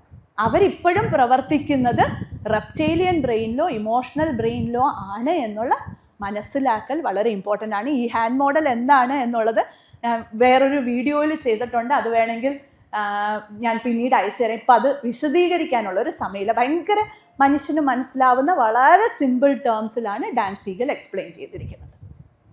Okay, ടീനേജേഴ്സിൻ്റെ കാര്യത്തിൽ പേരൻസുമായിട്ടുള്ള എപ്പോഴും നമുക്ക് തോന്നും ഇവർ രണ്ടുപേരും ഒരു ബാറ്റിലാണെന്ന് തോന്നും, അല്ലേ, ഒരു ഫൈറ്റിലാണ്. ഇതൊരു സയൻറ്റിഫിക് സ്റ്റഡിയാണ്. അഗെയിൻ ഒത്തിരിയധികം 150 റിസർച്ചുകൾ ഈ പറയുന്ന സയൻറ്റിസ്റ്റുകൾ നോക്കിയതിൻ്റെ അടിസ്ഥാനത്തിൽ മനസ്സിലായതെന്ന് പറഞ്ഞു കഴിഞ്ഞാൽ ഇവരുടെ കീ ഫൈൻഡിങ് എന്തായിരുന്നു? പേരൻസും കൗമാരപ്രായ ടീനേജേഴ്സ് ആയിട്ടുള്ള കുട്ടികളും തമ്മിൽ എപ്പോഴും ഒരു മിസ്കമ്മ്യൂണിക്കേഷനിലാണ് നിൽക്കുന്നത്. പക്ഷെ ഇവർ രണ്ടുപേർക്കും വേണ്ടുന്നത് ലവ് ആൻഡ് വാല്യൂ ആണ്. രണ്ടുപേരും ആഗ്രഹിക്കുന്നത് സ്നേഹവും പരിഗണനയാണ്, വാല്യൂ തന്നെയാണ് ആഗ്രഹിക്കുന്നത്. പക്ഷെ എന്താ പറ്റുന്നത്? പ്യുവർ കമ്മ്യൂണിക്കേഷനും കോൺഫ്ലിക്റ്റുമാണ് എപ്പോഴും ഉണ്ടായിക്കൊണ്ടേയിരിക്കുന്നത്. സത്യം പറഞ്ഞു കഴിഞ്ഞാൽ ഓപ്പൺ ആയിട്ടുള്ള കമ്മ്യൂണിക്കേഷൻ ചാനലുകൾ ഓപ്പൺ ആക്കി വെച്ചുള്ള സ്നേഹത്തോടെയുള്ള ഇടപെടൽ, അതിനുള്ള ഉദാഹരണം ഞാൻ കാണിച്ചു തരാം. അതാണ് ആക്ച്വലി റിലേഷൻഷിപ്പ് ബെറ്റർ ആക്കുക. ഇവർ രണ്ടുപേരും എപ്പോഴും വേണ്ടുന്നതെന്ന് പറയുന്നത് സെയിം സംഗതിയാണ്, ലവ് ആൻഡ് കെയർ ആണ്, അല്ലെങ്കിൽ അറ്റാച്ച്മെൻ്റ് ആണ് വേണ്ടുന്നത്. പക്ഷെ പറ്റില്ല. പേരൻസ് ചോദിക്കുന്ന ചോദ്യം എന്ന് പറയുന്നത് പലപ്പോഴും നമ്മൾ ചോദിക്കാറില്ലേ, ഫോൺ വിളിച്ചുകൊണ്ടേയിരിക്കും അല്ലേ പേരൻസ്, എപ്പോഴും ഇങ്ങനെ വിളിച്ചുകൊണ്ടേയിരിക്കും, എവിടെ എവിടെ എവിടെ എവിടെ എത്തി എവിടെ എത്തി എവിടെ എത്തി, എത്താറായോ എന്ന് ചോദിച്ചുകൊണ്ടേയിരിക്കും. ആർ യു സേഫ് എന്നുള്ളതാണ് പേരൻസ് ചോദിച്ചുകൊണ്ടേയിരിക്കുന്നത്. പക്ഷേ ഒരു ടീനേജർ കുട്ടി അതിനെ എങ്ങനെയാണ് കേൾക്കുന്നതെന്ന് അറിയാവോ? ഇവർക്ക് എന്നെ മനസ്സിലാവൂല, ഇവരെന്നെ ട്രസ്റ്റ് ചെയ്യൂല, ഒരു കാരണവശാലും ഇവരെന്നെ ട്രസ്റ്റ് ചെയ്യൂല, എത്ര പറഞ്ഞാലും മനസ്സിലാവൂല, എന്നെ ഇങ്ങനെ ഫോൺ വിളിച്ചുകൊണ്ടേ ഇരിക്കരുത്. അതേസമയം കുട്ടി ചോദിക്കുന്നത് ഡു യു ട്രസ്റ്റ് മീ എന്നാണ് കുട്ടി ചോദിക്കുന്നതെങ്കിൽ പേരൻസ് കേൾക്കുന്നത് എന്താണ്? എന്നെ ഇവർ കേൾക്കാറേ ഇല്ല, ദേ ഡോണ്ട് ലിസൺ. ഞാൻ പറയുന്നത് കുട്ടികൾ കേൾക്കാറേ. ഇത് രണ്ടും സെയിം സംഗതിയാണ് ഇവർ പറയാൻ ഉദ്ദേശിക്കുന്നത്. രണ്ടു കൂട്ടരും സെയിം സംഗതി. എന്താണ് ഈ കോൺവെർസേഷൻ എന്ന് പറയുന്നത്? സ്നേഹത്തെക്കുറിച്ചുള്ള കോൺവെർസേഷനാണ്. പക്ഷെ ഒരൊറ്റ വ്യത്യാസമേ ഉള്ളൂ, ഭയത്തിൻ്റെ പുറത്തുള്ള ലവ് ആണിത്. സ്നേഹത്തിനേക്കാൾ ഭയത്തിൻ്റെ പുറത്താണ്. അപ്പോൾ അവിടെ ഈ കോൺവെർസേഷൻ, ഇവിടെ ഒരു ഫൈറ്റാണ്. ഓപ്പോസിറ്റ് സൈഡിൽ നിന്ന് രണ്ട് പേര് നിന്ന് ഫൈറ്റ് ചെയ്യാണ്, സെയിം സംഗതിക്ക് വേണ്ടി പിടിവലി നടത്തിക്കൊണ്ടിരിക്കുക. പക്ഷെ എന്താണ് അപ്പം? കമ്മ്യൂണിക്കേഷനാണ് അവിടെ പ്രശ്നം എന്ന് പറയുന്നത്. അപ്പം അതാണ് ഏറ്റവും പ്രധാനം. പേരൻസ് ചോദിക്കുക എന്നാൽ എപ്പോഴും പറയും സ്റ്റോപ്പ് ക്രൈയിങ്, എന്തിനാ ഇങ്ങനെ കരഞ്ഞുകൊണ്ടേയിരിക്കുന്നത്? സത്യം പറഞ്ഞു കഴിഞ്ഞാൽ എനിക്ക് മനസ്സിലാക്കാൻ ഒരു അനുവാദം തരൂ, നിനക്ക് എന്താണ് വിഷമം എന്ന് മനസ്സിലാക്കാൻ. Help me to understand you. അതാണ് better communication. You are over reacting. എപ്പോഴും പറയാം നീ എപ്പോഴും ഇങ്ങനെ തന്നെ കരഞ്ഞുകൊണ്ടിരിക്കും അല്ലെങ്കിൽ ദേഷ്യപ്പെട്ടുകൊണ്ടേയിരിക്കും. Tell me what happened. ഇതാണ് ബെറ്റർ കമ്മ്യൂണിക്കേഷൻ. എന്താണ് സംഭവിച്ചതെന്ന് പറയൂ. Don't be so sensitive. എന്തിനാ ചെറിയ ചെറിയ കാര്യങ്ങളെക്കുറിച്ച് ഇത്രയും സെൻസിറ്റീവായിട്ട്? നീ എന്തിനാ സ്കൂളിലെ കാര്യങ്ങളെക്കുറിച്ച് ഇത്രയധികം സെൻസിറ്റീവ് ആവും? വീട്ടിലെ കാര്യത്തെക്കുറിച്ച് ഞാൻ ചോറിൽ ഇത് വെച്ചില്ല എന്നുള്ളതിനെക്കുറിച്ച് സെൻസിറ്റീവ് ആവുന്നത് എന്തിനാ ഇങ്ങനെ ചെയ്യുന്നത്? ഞാൻ നിൻ്റെ ബിഹേവിയറിൽ സമ്മതിച്ച് തരണമെന്നില്ല, പക്ഷെ എനിക്ക് മനസ്സിലാക്കിയാൽ കൊള്ളാം എന്നുള്ളത്. അതാണ് better. I may not agree but I want to understand. ഞാൻ നീ ചെയ്യുന്ന പ്രവർത്തികളെ അല്ലെങ്കിൽ നീ എങ്ങനെയാണോ പെരുമാറുന്നത് അതിനെ സമ്മതിച്ചു തന്നു, പക്ഷേ അവിടെ ഒരു വാലിഡേഷനുണ്ട്. എനിക്ക് മനസ്സിലാക്കണം, നിൻ്റെ മനസ്സിലൂടെ പോകുന്നത് എന്താണെന്ന് മനസ്സിലാക്കണം. ഞാൻ പറയുന്നത് പോലെ കേട്ടോണം, ഇല്ല എന്നുണ്ടെങ്കിൽ നിനക്ക് മൊബൈൽ തരില്ല. Do as I say. ഞാൻ പറയുന്നത് പോലെ തന്നെ കേട്ടോണം. നമുക്ക് രണ്ടു പേർക്കും കൂടെ ഇതിനൊരു പരിഹാരം കണ്ടെത്തിയാലോ? അതാണ് better. So let us figure out together. ഇതിൽ വ്യത്യാസം എന്താണ്? അവിടെ ഇമോഷണലി ഇമ്മച്വറായി നിന്ന് ആ വ്യക്തി ഒരു റെസ്പെക്റ്റോ അല്ലെങ്കിൽ തുല്യതയോ പരിഗണനയോ ട്രസ്റ്റോ ഇല്ല. ഞാൻ പറയുന്നത് പോലെ കേട്ടോണം. ആര്? പേരൻസ് പറയും, തിരിച്ച് കുട്ടികൾ പറയും എന്തിനു കേൾക്കണം എന്ന് ചോദിക്കും അല്ലേ? ഞാൻ എന്തിനു കേൾക്കണം, എൻ്റെ കൂട്ടുകാരുണ്ട് എനിക്ക് എന്ന് പറയും. ഞാൻ പറയുന്നത് നിങ്ങൾ കേട്ടോളണം എന്ന് കുറച്ച് കഴിയുമ്പോൾ പറയും. അവിടെയാണ് നമ്മൾ ആ ഭാഷയിൽ വ്യത്യാസം വരുത്തണം. ഞാൻ നേരത്തെ പറഞ്ഞതുപോലെ തന്നെ ഇത് പറയുന്നുണ്ടെങ്കിൽ നിങ്ങളെ ആരെയും ക്രിട്ടിസൈസ് ചെയ്യാനല്ല എൻ്റെ ഉദ്ദേശം, മനസ്സിലാക്കൽ ഉണ്ടാക്കുക എന്നുള്ളതാണ്. ഇമോഷണലി മെച്യൂറായി എങ്ങനെയാണ് കുട്ടികളോട് ഇടപെടേണ്ടത് എന്നുള്ള മനസ്സിലാക്കൽ. ഇത് കുറേയധികം ബ്യൂട്ടിഫുൾ ആയിട്ടുള്ള കോൺവെർസേഷൻസ് ഉണ്ട്. നമുക്ക് സമയം കാരണം എന്താണ് ഈ ഗ്രീനിൽ ഇട്ടിരിക്കുന്നതാണ് സേഫ്റ്റിയാണ് നമ്മളുടെ കൺസേൺ എങ്കിൽ എനിക്ക് നിന്നെക്കുറിച്ചുള്ള വറി ഉള്ളത് കൊണ്ടാണ് ഞാൻ ഈ ഫോൺ ചെയ്തുകൊണ്ടിരിക്കുന്നത്. ഒരു ഉപകാരം ചെയ്യാവോ? ലേറ്റ് ആവും എന്നുണ്ടെങ്കിൽ എന്നെ ഒന്ന് വിളിച്ചറിയിച്ചേക്കാവോ? ഞാൻ അങ്ങനെയാണെന്നുണ്ടെങ്കിൽ പിന്നെ വിളിക്കില്ല. ഇത് പറയുവാണെന്നുണ്ടെങ്കിൽ എന്നെ കെയർ ചെയ്യുന്നതായി കുട്ടികൾക്ക് പിന്നെ വിളിച്ചുകൊണ്ടേ ഇരിക്കരുത്. നമ്മളൊരു കാര്യം പ്രോമിസ് ചെയ്ത് കഴിഞ്ഞാൽ പിന്നെ അത് തന്നെ നടപ്പിലാക്കണം. കുട്ടിയാണ് പറയുന്നതെങ്കിൽ എന്താണ് എൻ്റെ വികാരം എന്ന് എനിക്ക് പറയാൻ പറ്റുന്നില്ല, പക്ഷെ എനിക്ക് കുറച്ച് സമയം തന്നു കഴിഞ്ഞാൽ പറയാൻ ഞാൻ ശ്രമിക്കാം. പേരൻസിന് അപ്പം എന്ത് തോന്നും എന്ന് വെച്ച് കഴിഞ്ഞാൽ കണക്റ്റഡ് ആണ്, ഞാനും വാല്യൂഡാണ്. ഇങ്ങനെയുള്ള ബ്യൂട്ടിഫുൾ ആയിട്ടുള്ള കുറേ അക്കാഡമിക്സിൻ്റെ കാര്യത്തിലാണെങ്കിൽ എനിക്ക് നിന്നേക്കാൾ വലുതല്ല നിൻ്റെ മാർക്ക് എന്ന് പറയുന്നത്, നിൻ്റെ എഫേർട്ടാണ്, നിൻ്റെ നീ എടുക്കുന്ന ആ ഒരു പരിശ്രമമാണ് ഏറ്റവും പ്രധാനപ്പെട്ടത്. അവിടെ എന്താണ്? I am valued as I am. ഞാൻ എങ്ങനെയാണോ അതെന്നെ വാല്യൂ.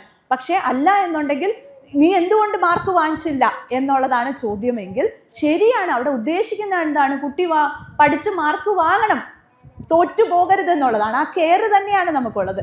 അവൻ ജീവിതത്തിൽ തോറ്റു പോകരുത് എന്നുള്ളതാണ്. പക്ഷേ അവിടെ വരുന്നത് എന്ന് പറയുന്നത് കൺട്രോളിൻ്റെ കാര്യം. സോ ഏത് ഹെൽത്തി, ഇത് പേരൻറ് ചൈൽഡ് മാത്രമല്ല, ഏത് ഹെൽത്തി റിലേഷൻഷിപ്പിൻ്റെ കാര്യത്തിലും സേഫ്റ്റിയാണ് ഒന്നാമത്തെ കാര്യം. I feel secure with you.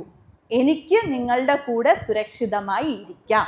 അതാണ് ആദ്യത്തെ സംഗതി. എനിക്ക് ആരുടെ കൂടെ സുരക്ഷിതമായി ഇരിക്കാം. 2, എന്നെ കേൾക്കുന്നുണ്ട്. I can talk to you about anything under the world. എനിക്ക് എന്തിനെക്കുറിച്ചും സംസാരിക്കാം. I don't have to pretend around you. നിങ്ങളുടെ മുന്നിൽ എനിക്ക് വേറൊരു വ്യക്തിയായി ഒരു മാസ്ക് ഇട്ട് ജീവിക്കേണ്ടെന്ന് ആവശ്യം. ഞാൻ എന്താണോ അതുപോലെ എനിക്ക് ജീവിക്കാം. I respect you, you respect me. ഞാൻ നിങ്ങളെ ബഹുമാനിക്കുന്നു, നിങ്ങൾ എന്നെയും ബഹുമാനിക്കുന്നു.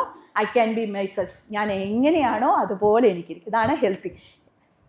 ABC പഠിത്തത്തിൻ്റെ, എഡ്യൂക്കേഷൻ്റെ ABC അല്ല, പരീക്ഷയുടെ ABC അല്ല, റിലേഷൻഷിപ്പിൻ്റെ ABC എന്താണെന്ന് ചോദിച്ചാൽ ഇത്രയും നമ്മൾ പറഞ്ഞതിൻ്റെ അടിസ്ഥാനത്തിലാണ്. ഒന്ന്, I don't have to earn your love. എന്നെ സ്നേഹിക്കാൻ വേണ്ടി ഞാൻ എന്തൊക്കെയോ ചെയ്താൽ, മാർക്ക് വാങ്ങിച്ചാൽ, അല്ലെങ്കിൽ മത്സരങ്ങളിൽ എനിക്ക് വലിയ ഇത് തന്നു കഴിഞ്ഞാൽ, അല്ലെങ്കിൽ ഞാൻ കൊണ്ടുപോകുന്ന ചോറ് മൊത്തം കഴിച്ചാൽ, അല്ലെങ്കിൽ ഞാൻ നല്ല കൂട്ടുകാരെ ഉണ്ടാക്കിയില്ലെങ്കിൽ എന്നെ അക്സെപ്റ്റ് ചെയ്യൂല എന്ന് വന്നു കഴിഞ്ഞാൽ അവിടെ ഹെൽത്തി റിലേഷൻഷിപ്പ് അല്ല. Acceptance. I don't have to earn your love. നിങ്ങളുടെ സ്നേഹത്തിന് വേണ്ടി ഞാൻ എന്തൊക്കെയോ ചെയ്യണം എന്നുള്ളൊരവസ്ഥയില്ല. I know I matter. എന്താണെങ്കിലും എന്താണ് സംഭവിക്കുന്നതെങ്കിലും ഞാൻ നിങ്ങൾക്ക് ഇമ്പോർട്ടൻ്റ് ആണ്. Communication, we talk honestly, we listen completely. വളരെ ജെന്യുവിനായി നമുക്ക് കമ്മ്യൂണിക്കേറ്റ് ചെയ്യാം, നമുക്ക് സംസാരിക്കാം, അത് ഞാൻ കേൾക്കുകയും ചെയ്യും. Differences, healthy relationship, don't avoid disagreements. ഇത് വളരെ പ്രധാനപ്പെട്ടതാണ്. കോൺഫ്ലിക്ട്സ് ഇല്ല എന്നുള്ളതല്ല ഹെൽത്തി റിലേഷൻഷിപ്പിൻ്റെ അടിസ്ഥാനം. കോൺഫ്ലിക്ട്സ് ഉണ്ട്, വൈരുദ്ധ്യങ്ങൾ ഉണ്ട്, ഹെൽത്തി റിലേഷൻഷിപ്പിൽ ഫൈറ്റുകൾ ഉണ്ട്. പക്ഷേ ആ ഫൈറ്റുകളിലും റെസ്പെക്റ്റോടെയുള്ള ഫൈറ്റാണോ? നമ്മളത് പിന്നീട് വന്ന് അതിന് പരിഹാരം കാണുന്നുണ്ടോ, റിപ്പയർ ചെയ്യുന്നുണ്ടോ, റിപ്പയർ ആൻഡ് ഗ്രോ ടുഗദർ ചെയ്യുന്നുണ്ടോ എന്നുള്ളതാണ് ഹെൽത്തി റിലേഷൻഷിപ്പ് ഉണ്ടാക്കാനുള്ള പ്രധാനപ്പെട്ട സംഗതി. അതായത് അപ്പോളജൈസ് ചെയ്യുക, ഞാൻ ചെയ്തത് തെറ്റായി പോയി എന്ന് പറയുക, എനിക്ക് മാപ്പ് തരണം എന്ന് പറയുക. അത് പേരൻസും ചെയ്യേണ്ടുന്ന ഒരു പ്രധാനപ്പെട്ട.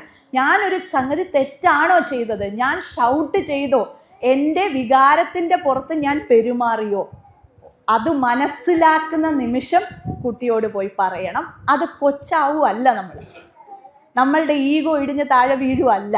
ആ നിമിഷം നമ്മൾ പോയി മാപ്പ് പറഞ്ഞിട്ട് പറയാണ്, എനിക്കപ്പം തടുക്കാൻ പറ്റിയില്ല, ഞാൻ പെട്ടെന്ന് അങ്ങനെ റിയാക്ട് ചെയ്ത് പോയി, പക്ഷെ നമുക്ക് അതിനെക്കുറിച്ച് ഡിസ്കസ് ചെയ്താലോ, എനിക്ക് നിൻ്റെ ആ പെരുമാറ്റം എഗ്രി ചെയ്യാൻ പറ്റാത്തത് കൊണ്ടാണ് ഞാൻ അങ്ങനെ ചെയ്തത്, നമുക്ക് അതിനെക്കുറിച്ച് ഡിസ്കസ് ചെയ്ത് അത് റിപ്പയർ ചെയ്താലോ എന്ന് ചോദിക്കുന്നിടത്ത് ഹെൽത്തി റിലേഷൻഷിപ്പിൻ്റെ ഗ്രോത്ത് ഉണ്ടാവുന്നു. ഓക്കെ, ഇത് ഞാൻ സ്കിപ്പ് ചെയ്യാം. പക്ഷേ പലപ്പോഴും ഞാൻ റിലേഷൻഷിപ്പ് എന്നൊക്കെ പറഞ്ഞു അല്ലേ, പക്ഷേ എല്ലാ റിലേഷൻഷിപ്പും ഹെൽത്തി ആണോ? കുട്ടികൾക്കുള്ളതാണിത്. എല്ലാ റിലേഷൻഷിപ്പും ഹെൽത്തി ആണോ എന്ന് ചോദിച്ചാൽ അല്ല. ഭയങ്കര എക്സൈറ്റിങ്, ത്രില്ലിങ്, ഭയങ്കര ക്യൂരിയസ് ആയിട്ടുള്ള റിലേഷൻഷിപ്പ്സ് ഒക്കെ ഉണ്ടാവും അല്ലേ. ആ റിലേഷൻഷിപ്സ് ഹെൽത്തി ആവണം എന്ന് ഒരു നിർബന്ധവും ഇല്ല. എല്ലാ റിലേഷൻഷിപ്സും നമുക്ക് എക്സൈറ്റിംഗ് ആയി തോന്നും, പുതുമയുള്ളത്, ഭയങ്കര അഡ്വഞ്ചറസ് ആയിട്ടുള്ളത്, റിസ്ക് എടുക്കാൻ പറ്റുന്നത് ഹെൽത്തി ആയിക്കൊള്ളുന്നില്ല. പല നല്ല റിലേഷൻഷിപ്സും ബോറിംഗ് ആണ്. അത് കുഴപ്പമില്ല, ബോറിംഗ് ആയാലും കുഴപ്പമില്ല. ഞാൻ നേരത്തെ പറഞ്ഞ ഈ സംഗതി പ്രസന്റ് ആവുക, listen deeply, show empathy, respect always, build trust, communicate openly, repair and grow, ഈ സംഗതികൾ ഉണ്ടാവുക എന്നുള്ളതാണ് പ്രധാനം. അവിടെ എക്സൈറ്റ്മെൻറ്റ് വേണം എന്ന് നിർബന്ധമില്ല. അപ്പോൾ അൺഹെൽത്തി റിലേഷൻഷിപ്പിൻ്റെ സൈൻ എന്താണ്? എപ്പോഴാണ് നമ്മൾ പറയുക ഈ റിലേഷൻഷിപ്പ് അത്ര നല്ലതല്ല, നമ്മൾ മാറ്റേണ്ടത്? ഇത് അഡോളസെൻ്റ് കുട്ടികളോടുള്ളതാണ്. പ്രത്യേകിച്ചും കൗമാരക്കാരെ ശ്രദ്ധിക്കേണ്ടുന്ന ഒരു വിഷയമാണ്. നമുക്ക് തോന്നും ഭയങ്കര രസമുണ്ടല്ലോ, ഭയങ്കര എക്സൈറ്റിംഗ് ആണല്ലോ, അവിടെ പോകാൻ പറ്റുന്നു, ഇവിടെ പോകാൻ പറ്റുന്നു, നമുക്ക് സിനിമ കാണാൻ പറ്റുന്നു, അല്ലെങ്കിൽ പാർക്കിൽ പോയിരിക്കാൻ പറ്റുന്നു, അല്ലെങ്കിൽ നമുക്ക് പുതിയ പുതിയ ഹോട്ടൽസിൽ പോകാൻ പറ്റുന്നു, ഭയങ്കര സ്പീഡിൽ വണ്ടി ഓടിക്കാൻ പറ്റുന്നു, ഭയങ്കര എക്സൈറ്റിംഗ് ആണല്ലോ ഈ റിലേഷൻഷിപ്പ്. പക്ഷേ ചിലപ്പം അങ്ങനെയുള്ള റിലേഷൻഷിപ്പ് ഹെൽത്തി ആയി ബോറായിരിക്കാം. പേരൻസിൻ്റെ കൂടെയുള്ള റിലേഷൻഷിപ്പ് ചിലപ്പോൾ ബോറായിരിക്കാം, പക്ഷെ അവർ നമ്മളെ കേൾക്കാനും കാണാനും തയ്യാറാവുന്നുണ്ട് എന്നുണ്ടെങ്കിൽ, അല്ലെങ്കിൽ അത് മനസ്സിലാക്കാൻ തയ്യാറാവുന്നുണ്ട് എന്നുണ്ടെങ്കിൽ അത് ഹെൽത്തിയാണ്. എക്സൈറ്റിംഗ് ആയിക്കൊള്ളുന്നില്ല. അപ്പം എന്താണ്? നമുക്ക് നമ്മളായി ഇരിക്കാൻ പറ്റുന്നില്ല, കൺട്രോൾഡ് അല്ല. നമ്മളെപ്പോഴും കൺട്രോൾ ചെയ്യുന്ന ഒരു റിലേഷൻഷിപ്പാണ്. എപ്പോഴും നമുക്കൊരു ആൻസൈറ്റിയാണ് ഉണ്ടാവുന്ന ആ റിലേഷൻഷിപ്പിൽ. റെസ്പെക്റ്റ് ഉണ്ടാവുന്നേ ഇല്ല. എന്നെ എപ്പോഴും കളിയാക്കുക, മോക്കി ചെയ്യുന്ന ഒരു റിലേഷൻഷിപ്പാണ്. Everything depends on approval. എൻ്റെ അപ്രൂവലിൽ മാത്രമേ നിനക്ക് ഈ കാര്യങ്ങൾ ചെയ്യാൻ പറ്റുള്ളൂ. നമുക്ക് ഗ്രോത്ത് ഇല്ല, എപ്പോഴും സ്റ്റാൻഡേർഡായി പോകും, അവിടെ തന്നെ നിൽക്കുന്നേ ഉള്ളൂ. നമുക്കൊന്നും പുതിയ കാര്യങ്ങളൊന്നും പഠിക്കാൻ പറ്റുന്നില്ല. ട്രസ്റ്റ് അല്ല, ഭയമാണ് അവിടെ എപ്പോഴും ഉള്ളത്. എപ്പോഴും മാനിപ്പുലേഷനുണ്ട്. എപ്പോഴും എന്തെങ്കിലും കാര്യത്തെക്കുറിച്ചും എന്നെ നീ വിട്ടിട്ട് പോവുകയാണോ, എന്നാൽ പിന്നെ നീ എനിക്ക് വിഷമം ഉണ്ടാക്കി, എന്നാൽ ഞാൻ നിന്നോട് മിണ്ടൂല. അതൊരു ഹെൽത്തി അല്ല, മാനിപ്പുലേഷനാണ് അവിടെ നടക്കുന്നത്. എനിക്ക് പോകാം അല്ലേ, ഞാൻ എന്തുകൊണ്ട് പോയിക്കൂടാ, അത് ഒരാളുടെ ചോയ്സ് അല്ലേ. അപ്പം ഇങ്ങനെയുള്ള സയൻസ് വളരെ ഇമ്പോർട്ടൻറ്റ്. ഓക്കെ, അപ്പോൾ ഹെൽത്തി റിലേഷൻഷിപ്പിനെ കുറിച്ച് ഞാൻ ഇത്രയൊക്കെ പറഞ്ഞു. ഇനി ഞാൻ വളരെ ചുരുക്കം വാക്കുകളിൽ ഈ കഥയും കൂടെ പറഞ്ഞ് അവസാനിപ്പിക്കാം. അവിടെ നിന്ന് ഓർഗനൈസേഴ്സ് പറയുന്നുണ്ട് സമയമായി എന്ന് പറയുന്നുണ്ട്. പക്ഷേ ഇതും കൂടെ പറഞ്ഞാലേ ആ ഒരു പൂർണ്ണമായി കുട്ടികളുടെ കാര്യത്തിൽ കംപ്ലീറ്റ് ആവുകയുള്ളൂ എന്ന് തോന്നുന്നു. ചിൽഡ്രൻ ഓഫ് ഹെവൻ കണ്ടവർ എത്ര പേരുണ്ട് ഇവിടെ? കുറച്ചധികം പേരെങ്കിലും ഉണ്ട്. നല്ല കാര്യം. ചിൽഡ്രൻ ഓഫ് ഹെവൻ എന്ന് പറയുന്നത് ഇറാനിയൻ ഒരു മൂവിയാണ്. ഭയങ്കര ബ്യൂട്ടിഫുൾ ആണ്. ഓൺലൈൻ അവൈലബിൾ ആണ്. കാണണം. അത് കാണാത്തവരുണ്ടെങ്കിൽ കാണണം. അതിൽ 2 കുട്ടികളുണ്ട്, അലിയും സേറയും. ആ അലിയും സേറയും വളരെ പാവപ്പെട്ട ദിവസക്കൂലിക്ക് ജോലി എടുക്കുന്ന ഒരച്ഛൻ്റെയും വളരെ കഷ്ടപ്പാടിൽ ഉള്ള ഒരമ്മയുടെയും ആരോഗ്യത്തിൽ ഒത്തിരി അധികം ബുദ്ധിമുട്ടുള്ള ഒരമ്മയുടെയും 2 മക്കളാണ്. അപ്പം ആദ്യം സിനിമ തുടങ്ങുമ്പോൾ ഞാൻ ഫുൾ കഥയിലേക്ക് പോകുന്നില്ല. അലി അബദ്ധവശാൽ സേറയുടെ ഒരു സ്ലിപ്പേഴ്സ് കൊണ്ട് അല്ലെങ്കിൽ ചെരുപ്പ് കൊണ്ട് കളയുകയാണ്. അവൻ അറിഞ്ഞുകൊണ്ടല്ല, അവന് ഭയങ്കര വിഷമം ഉണ്ടാകുന്നുണ്ട്, അതിനെക്കുറിച്ച് ഭയങ്കരമായിട്ട് വിഷമിക്കുന്നു.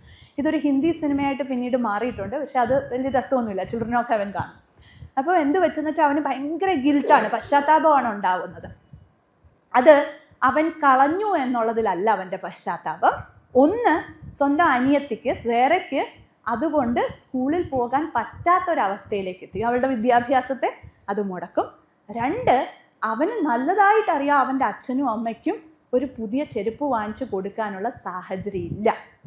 അച്ഛനെ നോക്കുവാണെങ്കിൽ ഭയങ്കരമായിട്ട് പിള്ളേരെ വഴക്ക് പറയുന്ന ഒരു അച്ഛനാണ്. ഭയമുണ്ട്.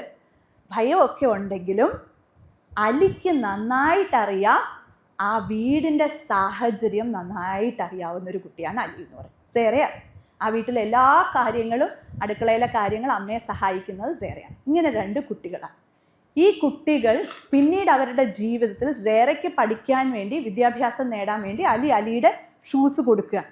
പിന്നെ ആ സിനിമയിൽ മൊത്തം അവർ അങ്ങോട്ടും ഇങ്ങോട്ടും ഓട്ടമാണ്, സ്കൂളിൽ പോകാൻ വേണ്ടിയിട്ടുള്ള ഓട്ടം. ഒരൊറ്റ ഷൂസ് വെച്ച് ആദ്യം സേറ പോകുന്നു, സേറ പോയി തിരിച്ചു വന്ന് അലിക്ക് കൊടുക്കും, അലി ക്ലാസ്സിൽ പോകും. പക്ഷെ എന്ത് പറ്റും, അവൻ അവിടെ എത്തുമ്പോഴത്തേക്കും എന്നും ക്ലാസ്സിൽ ലേറ്റ് ആവും. പ്രധാന അധ്യാപകൻ, ഹെഡ് മാസ്റ്റർ അവനെ പിടിച്ചു നിർത്തും. അവസാനം എന്തായാലും അവൻ ഏറ്റവും പഠിക്കുന്ന മിടുക്കനായ കുട്ടിയായതുകൊണ്ട് തന്നെ അവൻ്റെ ക്ലാസ്സിലെ ടീച്ചർ വന്നിട്ട് അവനെ രക്ഷപ്പെടുത്തും.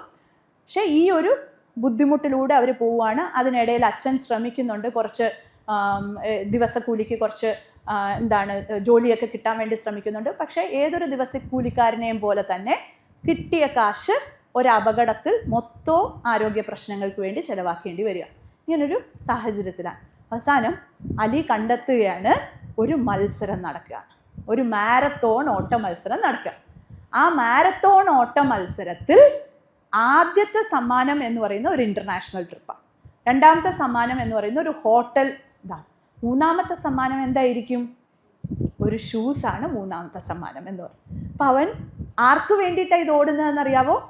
അനിയത്തിക്ക് ഈ ഷൂസ് കിട്ടാൻ വേണ്ടിയിട്ടാണ് അവൻ ഓടുന്നത്. അപ്പോൾ അവൻ സാറിനെ കാല് പിടിച്ച് ആ മത്സരത്തിലേക്ക് കയറും, ആ മാരത്തോൺ ഓടാൻ തുടങ്ങും. അപ്പോൾ അവൻ്റെ മനസ്സിലൂടെ പോവുകയാണ് സേറയ്ക്കുണ്ടാവുന്ന ബുദ്ധിമുട്ടുകൾ. എന്നും അവൾ ഈ ഓടേണ്ടി വരുന്നത്, സ്കൂളിൽ പോകാൻ വേണ്ടിയിട്ട് അച്ഛൻ്റെ അവസ്ഥ, എല്ലാം ഓടി ഓടി ഓടി ഓടി ഓടി അവൻ ആദ്യത്തെ നിരയിലാണ് നിൽക്കുന്നത്. അവൻ പതുക്കെ ഒരാൾക്ക് വേണ്ടി വിട്ടുകൊടുക്കും. ഫസ്റ്റ് പ്രൈസിന് വിട്ടുകൊടുക്കും, സെക്കൻഡ് പ്രൈസിന് വിട്ടുകൊടുക്കും. പക്ഷേ നിർഭാഗ്യവശാൽ ഒരാൾ വന്ന് തട്ടി താഴെയിടും. അവന് 3ാം സമ്മാനം മതിയല്ലോ, തട്ടി താഴെയിടും. അവൻ പിന്നീട് എഴുന്നേറ്റ് ഓടുകയാണ്.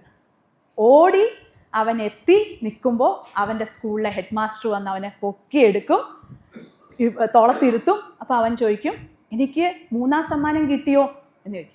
അപ്പോൾ ഹെഡ് മാസ്റ്റർ ചോദിക്കും, എന്തിനു നിനക്ക് 3ാം സമ്മാനം? നിനക്ക് 1ാം സമ്മാനം കിട്ടി. ഇത് ഭയങ്കര പ്രസ്റ്റീജിയസ് ആയിട്ടുള്ള മാരത്തോൺ ഓട്ടമാണ്.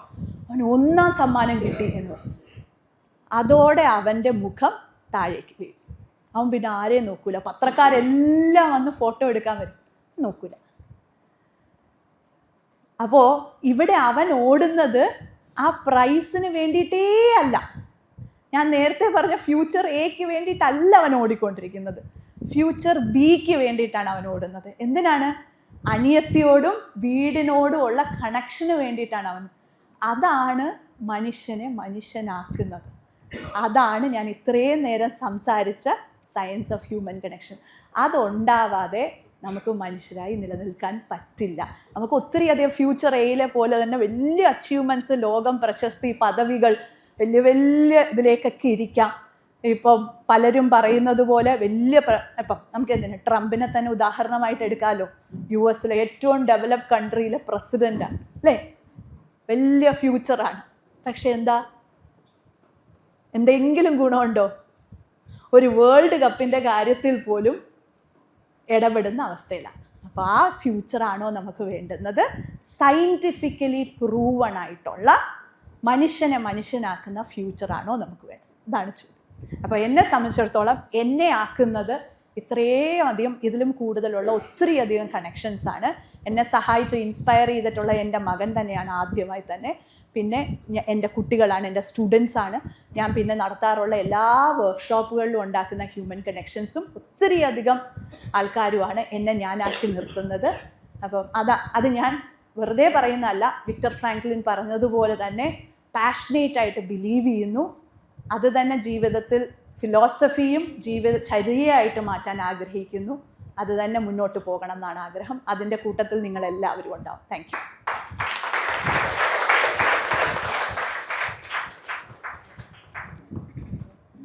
നമുക്ക് എന്തെങ്കിലും ചോദ്യങ്ങളുണ്ടെങ്കിൽ അത് സമയം ഒത്തിരി അതിക്രമിച്ചോ?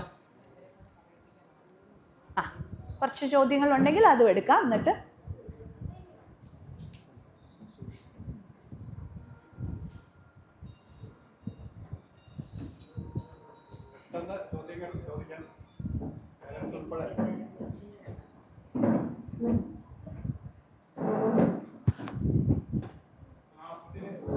എന്തോ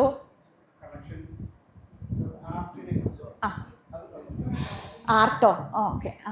ആർട്ടിനെ കുറിച്ച് ഞാൻ പറഞ്ഞത് ബേസിക്കലി റാബിറ്റ് ലിസൻഡ് എന്ന് പറയുന്ന റാബിറ്റ് ലിസൻഡ് അല്ല, ആംഗ്രി അക്കു എന്ന് പറയുന്ന പുസ്തകത്തെക്കുറിച്ച് പറഞ്ഞപ്പോഴാണ് ഞാൻ പറഞ്ഞ ഒരു കഥയെക്കുറിച്ച് പറഞ്ഞപ്പോഴാണ്. അപ്പം കോ റെഗുലേഷൻ എന്ന് പറയുന്ന ഒരു സംഗതിയുണ്ട്. അതായത് കുട്ടികളുടെ വികാരങ്ങളെ അഡോളസൻസും ആക്ച്വലി സ്പീക്കിംഗ് നമുക്ക് ഇമോഷൻസിനെ റെഗുലേറ്റ് ചെയ്യുന്നത് ബ്രെയിൻ അത്രയും ഡെവലപ്ഡ് ആയി വരണം എന്നുണ്ടെങ്കിൽ ഒരു 25 വയസ്സോളം എടുക്കും ഫ്രണ്ടൽ ലോബ് ഡെവലപ്പ് ചെയ്ത് വരാൻ എന്നുള്ളതാണ് വാസ്തവം. പക്ഷേ അത് 25 വയസ്സാകുമ്പോൾ നാച്ചുറലി വരുമോ എന്ന് ചോദിച്ചു കഴിഞ്ഞാൽ ഇല്ല. അതിനുള്ള സാഹചര്യം ഒരുക്കി കൊടുത്താലേ വരുള്ളൂ. അല്ലെങ്കിൽ അത്രയും നല്ല കണക്ഷൻസ് വേറെ ഉണ്ടാവും. വീട്ടിലെ സാഹചര്യങ്ങളോ അല്ലെങ്കിൽ നമ്മുടെ പണ്ടൊക്കെ എന്ന് പറഞ്ഞാൽ സ്കൂളിലെ സാഹചര്യം അങ്ങനെയായിരുന്നു അല്ലേ. ഇപ്പം അധ്യാപകർ ഇപ്പം വീട്ടിലെ സാഹചര്യം വളരെ പരിതാപകരമാണ്, അത്രയധികം മാതാപിതാക്കൾക്ക് അറിവില്ല എങ്കിൽ പോലും സ്കൂളിൽ അങ്ങനെ ഒരു സാഹചര്യം, ടീച്ചേഴ്സ് അങ്ങനെ ഒരു ശ്രദ്ധ കൊടുക്കും. പക്ഷെ ഇപ്പം നമുക്ക് അങ്ങനെ കാണാൻ കഴിയുന്നില്ല. എല്ലാവരെയും അല്ല, ജനറലൈസ് ചെയ്ത് പറയുമല്ല. പക്ഷെ അതാണ് ഞാൻ പറഞ്ഞത്, നമ്മൾ അങ്ങനെ ഒരു സാഹചര്യം നമ്മുടെ സമൂഹത്തിൽ ഇല്ലെങ്കിൽ അതിനു വേണ്ടി പരിശ്രമിക്കണം. എന്ത് പരിശ്രമിക്കാം എന്ന് ചോദിച്ചു കഴിഞ്ഞാൽ കുട്ടികൾക്ക് വികാര വിസ്ഫോടനം ഉണ്ടാവും, ഇമോഷൻസ് ഉണ്ടാവും. ആ വികാരങ്ങളെ മനസ്സിലാക്കി അവർക്ക് ടൂൾസ് കൊടുക്കുക. അതായത് അവർക്ക് ഇനി അറിയില്ലല്ലോ, ഇതെന്താണെന്ന് അറിയില്ലല്ലോ, അത് എക്സ്പ്രസ് ചെയ്യാം. അപ്പം ഈ ആംഗ്രി അക്കൂല അച്ഛൻ എന്താ ചെയ്യുന്നത്? ഈ ആംഗ്രി അക്കൂല കഥ എന്ന് പറയുന്നത് ഒരു കുട്ടി സ്കൂളിൽ പോകുന്നു. സ്കൂളിൽ പോയിട്ട് അവൾ ഭയങ്കര ദേഷ്യപ്പെട്ട് നിൽക്കുകയാണ്. ഭയങ്കര ദേഷ്യപ്പെട്ട് ഇപ്പം അടിക്കും എന്നുള്ള അവസ്ഥയിൽ നിൽക്കുന്ന ഒരു പെൺകുട്ടി. പെൺകുട്ടികൾക്ക് ദേഷ്യം പാടില്ല എന്നാണ് സാധാരണയായി സമൂഹം പറയാറല്ലേ. അത് സപ്രഷനാണ് ആക്ച്വലി, അങ്ങനെ പറയരുത്. അത് പൊളിറ്റിക്കലി സയൻറ്റിഫിക്കലി ഇൻകറക്റ്റ് ആയിട്ടുള്ളൊരു സ്റ്റേറ്റ്മെൻറ്റ്. ആൺകുട്ടികൾ കരയരുത് എന്ന് പറയുന്നതും it is wrong, scientifically not correct. കരയണം, വിഷമിക്കണം, ആങ്കർ ഉണ്ടാവണം, എല്ലാം ഉണ്ടാവണം. എങ്ങനെ അതിനെ എക്സ്പ്രസ് ചെയ്യണം എന്ന് പഠിപ്പിച്ചു. അപ്പം ഈ അച്ഛൻ വഴിയിൽ സൈക്കിൾ ഓടിച്ച് വരാൻ നേരത്തേക്കും അവളോട് പറയും, കണ്ടോ അക്കൂതേ, കണ്ടോ എന്ത് ഭംഗിയുള്ള സൂര്യകാന്തി ചെടികളാണ് നിൽക്കുന്നത്. അവൾ പറയും എനിക്കൊന്നും കാണണ്ട. അപ്പോൾ അച്ഛൻ വീട്ടിൽ വന്നിട്ട് കുറച്ച് ബട്ടർ മിൽക്ക് കൊടുക്കാൻ നോക്കും, മോരും വെള്ളം കൊടുക്കാൻ നോക്കും, പറ്റൂല എന്ന് പറയും. വട കൊടുക്കാൻ നോക്കും, എല്ലാത്തിനോടും ദേഷ്യം, ഇപ്പോൾ പൊട്ടിത്തെറിക്കും എന്നുള്ളൊരവസ്ഥയിൽ നിൽക്കുന്ന അക്കുവിനെ അച്ഛൻ വളരെ നൈപുണ്യത്തോടെ സമാധാനിപ്പിക്കും. ഒന്നുമില്ല, അവളോടൊന്നും ചോദിക്കില്ല. അവൾക്ക് കുറേ കളേഴ്സ് കൊടുക്കും, കുറേ ഷീറ്റ്സ് കൊടുക്കും. അതിൻ്റെ എക്സ്പ്രഷനിലൂടെ അവളുടെ മനസ്സിലുള്ള ഓരോന്നായി പറയാൻ തുടങ്ങും. കാരണം കുട്ടികളുടെ medium may not be only talking. അവർ സംസാരിക്കുക മാത്രമേ, എല്ലാ കുട്ടികൾക്കും ഇതെല്ലാം പറയാൻ പറ്റണം എന്നുണ്ടെങ്കിൽ അവരെ അങ്ങനെ ശീലിപ്പിച്ചിട്ടുണ്ടാവണം. ഇല്ല എന്നുണ്ടെങ്കിൽ നമ്മൾ അതിനുള്ള ഉപാധികൾ പലത് കൊണ്ടുവരേണ്ടി വരും. ഫോർ എക്സാമ്പിൾ, ഞങ്ങൾ മൂവ്മെൻറ്റ് ചെയ്യും. ഞങ്ങളുടെ ഇൻസ്പയർ ടു റീവയർ എന്ന് പറയുന്ന വർക്ക്ഷോപ്പിൽ മൂവ്മെൻറ്റ് ചെയ്യിപ്പിക്കും, ഡാൻസ് മൂവ്മെൻറ്റ് ചെയ്യിപ്പിക്കും. എന്തിനാണ്? വികാരങ്ങളെ മനസ്സിലാക്കാൻ വേണ്ടി. അതും ഒരു മീഡിയമാണ്. അപ്പം ആർട്ടിന് വലിയൊരു expression of emotions, healthy way of expression of ഇമോഷൻസിന് ഭയങ്കര ഒരു റോളുണ്ട്. കുട്ടികൾക്ക് സുരക്ഷിതമായ ഒരു വേൾഡ് അല്ല നമ്മൾ ഒരുക്കി കൊടുക്കുന്നതെങ്കിൽ ഒരുക്കി കൊടുക്കാൻ ആരാണ്? നമ്മളുടെ കുഞ്ഞിന് മാത്രമല്ലല്ലോ. നമ്മളുടെ കുഞ്ഞിൻ്റെ കാര്യത്തെക്കുറിച്ച് മാത്രമേ നമുക്ക് പരിഗണന ഉണ്ടാവുകയുള്ളൂ. നമ്മുടെ മുന്നിൽ പാലസ്തീനിൽ കുഞ്ഞുങ്ങൾ മരിച്ചു വീഴുകയാണ് അല്ലേ. ഏറ്റവും ചെറിയ കുട്ടികളെ കൊന്നൊടുക്കിക്കൊണ്ടിരിക്കുകയാണ്. ആ സമൂഹത്തിനെ തന്നെ ഇല്ലായ്മ ചെയ്തുകൊണ്ടിരിക്കുകയാണ്. ആ കുഞ്ഞുങ്ങൾക്ക് എന്ത് സേഫ്റ്റിയാണ്? എന്നും ബോംബ് വർഷിച്ചുകൊണ്ടിരിക്കുന്ന, കൊല്ലും അല്ലെങ്കിൽ മരിച്ചു പോയേക്കാം എന്നുള്ളൊരു അൺസർട്ടനിറ്റി. ഇത് പാലസ്തീനിലെ മാത്രം വിഷയമാണോ? എത്ര രാജ്യങ്ങൾ നമ്മളുടെ, ഞാൻ ഇപ്പോൾ വായിച്ചുകൊണ്ടിരിക്കുന്ന പുസ്തകം എന്ന് പറയുന്നത് സുധാ മേനോൻ എന്ന് പറയുന്ന എഴുത്തുകാരി എഴുതിയ ചരിത്രത്തിൽ അദൃശ്യമായ മുറിവുകൾ എന്ന് പറയുന്ന, അവിടെ ശ്രീലങ്കയിലുള്ള സ്ത്രീകൾ, കുഞ്ഞുങ്ങൾ, അതേപോലെ അഫ്ഗാനിസ്ഥാനിലുള്ള, നമ്മളുടെ ഗുജറാത്തിലുള്ള വംശഹത്യ നടന്നിട്ടുള്ള അല്ലെങ്കിൽ കോൺഫ്ലിക്റ്റുകൾ നടക്കുന്ന, വാറുകൾ നടക്കുന്ന സ്ഥലങ്ങളിലുള്ള മനുഷ്യരെക്കുറിച്ചുള്ള, അവിടെ ഏറ്റവും കൂടുതൽ അഫക്റ്റഡ് ആവുന്നത് കുഞ്ഞുങ്ങളാണ്. തോതുകൾ വ്യത്യാസപ്പെടുന്നു. അപ്പോൾ കൺസേൺഡ് ആയിട്ടുള്ള മനുഷ്യർ ഒന്നിച്ചു നിൽക്കുക, സുരക്ഷിതമായ വേൾഡ് ഉണ്ടാക്കാൻ നമ്മളാൽ പറ്റുന്ന രീതിയിൽ ഇടപെടൽ ഉണ്ടാവുക എന്നുള്ളത് നമ്മളുടെ കർത്തവ്യമാണ്. ഈ സമൂഹത്തിൽ നമ്മൾ നിൽക്കുന്നുണ്ടെങ്കിൽ നമ്മൾ മറ്റുള്ളവർ, സ്വാതന്ത്ര്യ സമരത്തിലൂടെ അത്രയും അരക്ഷിതത്വം ഉണ്ടായിരുന്ന ഒരു സമൂഹത്തിൽ നിന്ന് നമുക്ക് ഇത്രയും ഇരിക്കാൻ പറ്റി. പ്രത്യേകിച്ചും വിദ്യാഭ്യാസം നേടുന്ന സ്ത്രീകൾ ഉണ്ടായി മാറിയിട്ടുള്ള എത്ര പേരുടെ വലിയൊരു സ്ട്രഗിളിൽ നിന്നാണ്. അപ്പം അത് കാണിക്കുന്നതെന്ന് പറഞ്ഞാൽ നമുക്ക് ഉത്തരവാദിത്വമുണ്ട് നമ്മുടെ സമൂഹത്തിനോട്, നമ്മളാക്കിയ സമൂഹത്തിനോട് നമുക്ക് ഉത്തരവാദിത്വമുണ്ട്. ഇങ്ങനെയുള്ള കുഞ്ഞുങ്ങളുടെ കാര്യത്തിൽ ഒരൊറ്റ സംഗതി എന്ന് പറഞ്ഞാൽ ബ്രെയിനിന് ഫ്ലെക്സിബിലിറ്റി എന്ന് പറയുന്ന ഒരു സംഗതി കൂടിയുണ്ട്. ഈ കുഞ്ഞുങ്ങൾ വളർന്നു വീഴുന്ന സാഹചര്യങ്ങൾ വളരെ മോശമാണെങ്കിലും പിന്നീട് സുരക്ഷിതമായ ഒരു സാഹചര്യം കൊടുക്കാൻ പറ്റുമെങ്കിൽ ബ്രെയിനിന് സ്റ്റിൽ കണക്ഷൻസ് ഉണ്ടാക്കാൻ പറ്റും. അപ്പോൾ അങ്ങനൊരു ഭയങ്കര ഫ്ലെക്സിബിൾ ആയിട്ടുള്ളൊരു സംഗതിയാണ് ഹ്യൂമൻ ബ്രെയിൻ എന്ന് പറയുന്നത്. അത്രയും കണക്ഷൻസിന് പ്രാധാന്യമുള്ളൂ. അപ്പോൾ നെറ്റ്വർക്കുകൾ ഫോം ചെയ്യാൻ ഇനിയും സാഹചര്യങ്ങളുണ്ട്. അപ്പോൾ കുഞ്ഞുങ്ങൾ ജനിച്ചു വീണ സാഹചര്യം നല്ലതല്ലെങ്കിൽ പോലും അങ്ങനെ ചിന്തിക്കുന്ന, സമൂഹത്തെക്കുറിച്ച് പരിഗണിക്കുന്ന മനുഷ്യരുണ്ട് എന്നുണ്ടെങ്കിൽ ഈ കുഞ്ഞുങ്ങൾക്ക് വേണ്ടിയിട്ട് സുരക്ഷിതമായ ഒരു പാരലലായിട്ടുള്ള സിസ്റ്റം നമുക്ക് എല്ലാവർക്കും ഉത്തരവാദിത്വം ഉള്ളതാണ്. നമ്മളുടെ കുഞ്ഞിനെക്കുറിച്ച് മാത്രമല്ല, എല്ലാവരെക്കുറിച്ചും ഉത്തരവാദിത്വമുണ്ട്. എനിക്ക് എൻ്റെ കുഞ്ഞ് അർണവിനെക്കുറിച്ചല്ല, അവന് ഈ ബേസിക് സംഗതികൾ കിട്ടിയിട്ടുണ്ട്. പക്ഷെ എന്നെ സംബന്ധിച്ചിടത്തോളം ഞാൻ ഈ ടോക്ക് എടുക്കുന്നതിൻ്റെ ഒരൊറ്റ കാരണമേ ഉള്ളൂ, ഞാൻ മനസ്സിലാക്കിയ സയൻസ് മറ്റുള്ളവരിലേക്ക് എത്തണം. അത് മാത്രമേ ഉള്ളൂ എൻ്റെ കൺസേൺ. അതിന് എനിക്ക് ഒറ്റയ്ക്ക് പറ്റില്ലല്ലോ, നമുക്ക് കൂട്ടായിട്ട് നിന്നാലല്ലേ പറ്റുള്ളൂ. എനിക്ക് ഒറ്റയ്ക്ക് എന്ത് ചെയ്തെടുക്കാൻ പറ്റും? അപ്പം അതിന് വേണ്ടിയിട്ട് എല്ലാവരും കൈ കോർക്കുക എന്നുള്ളതാണ് പ്രധാനം.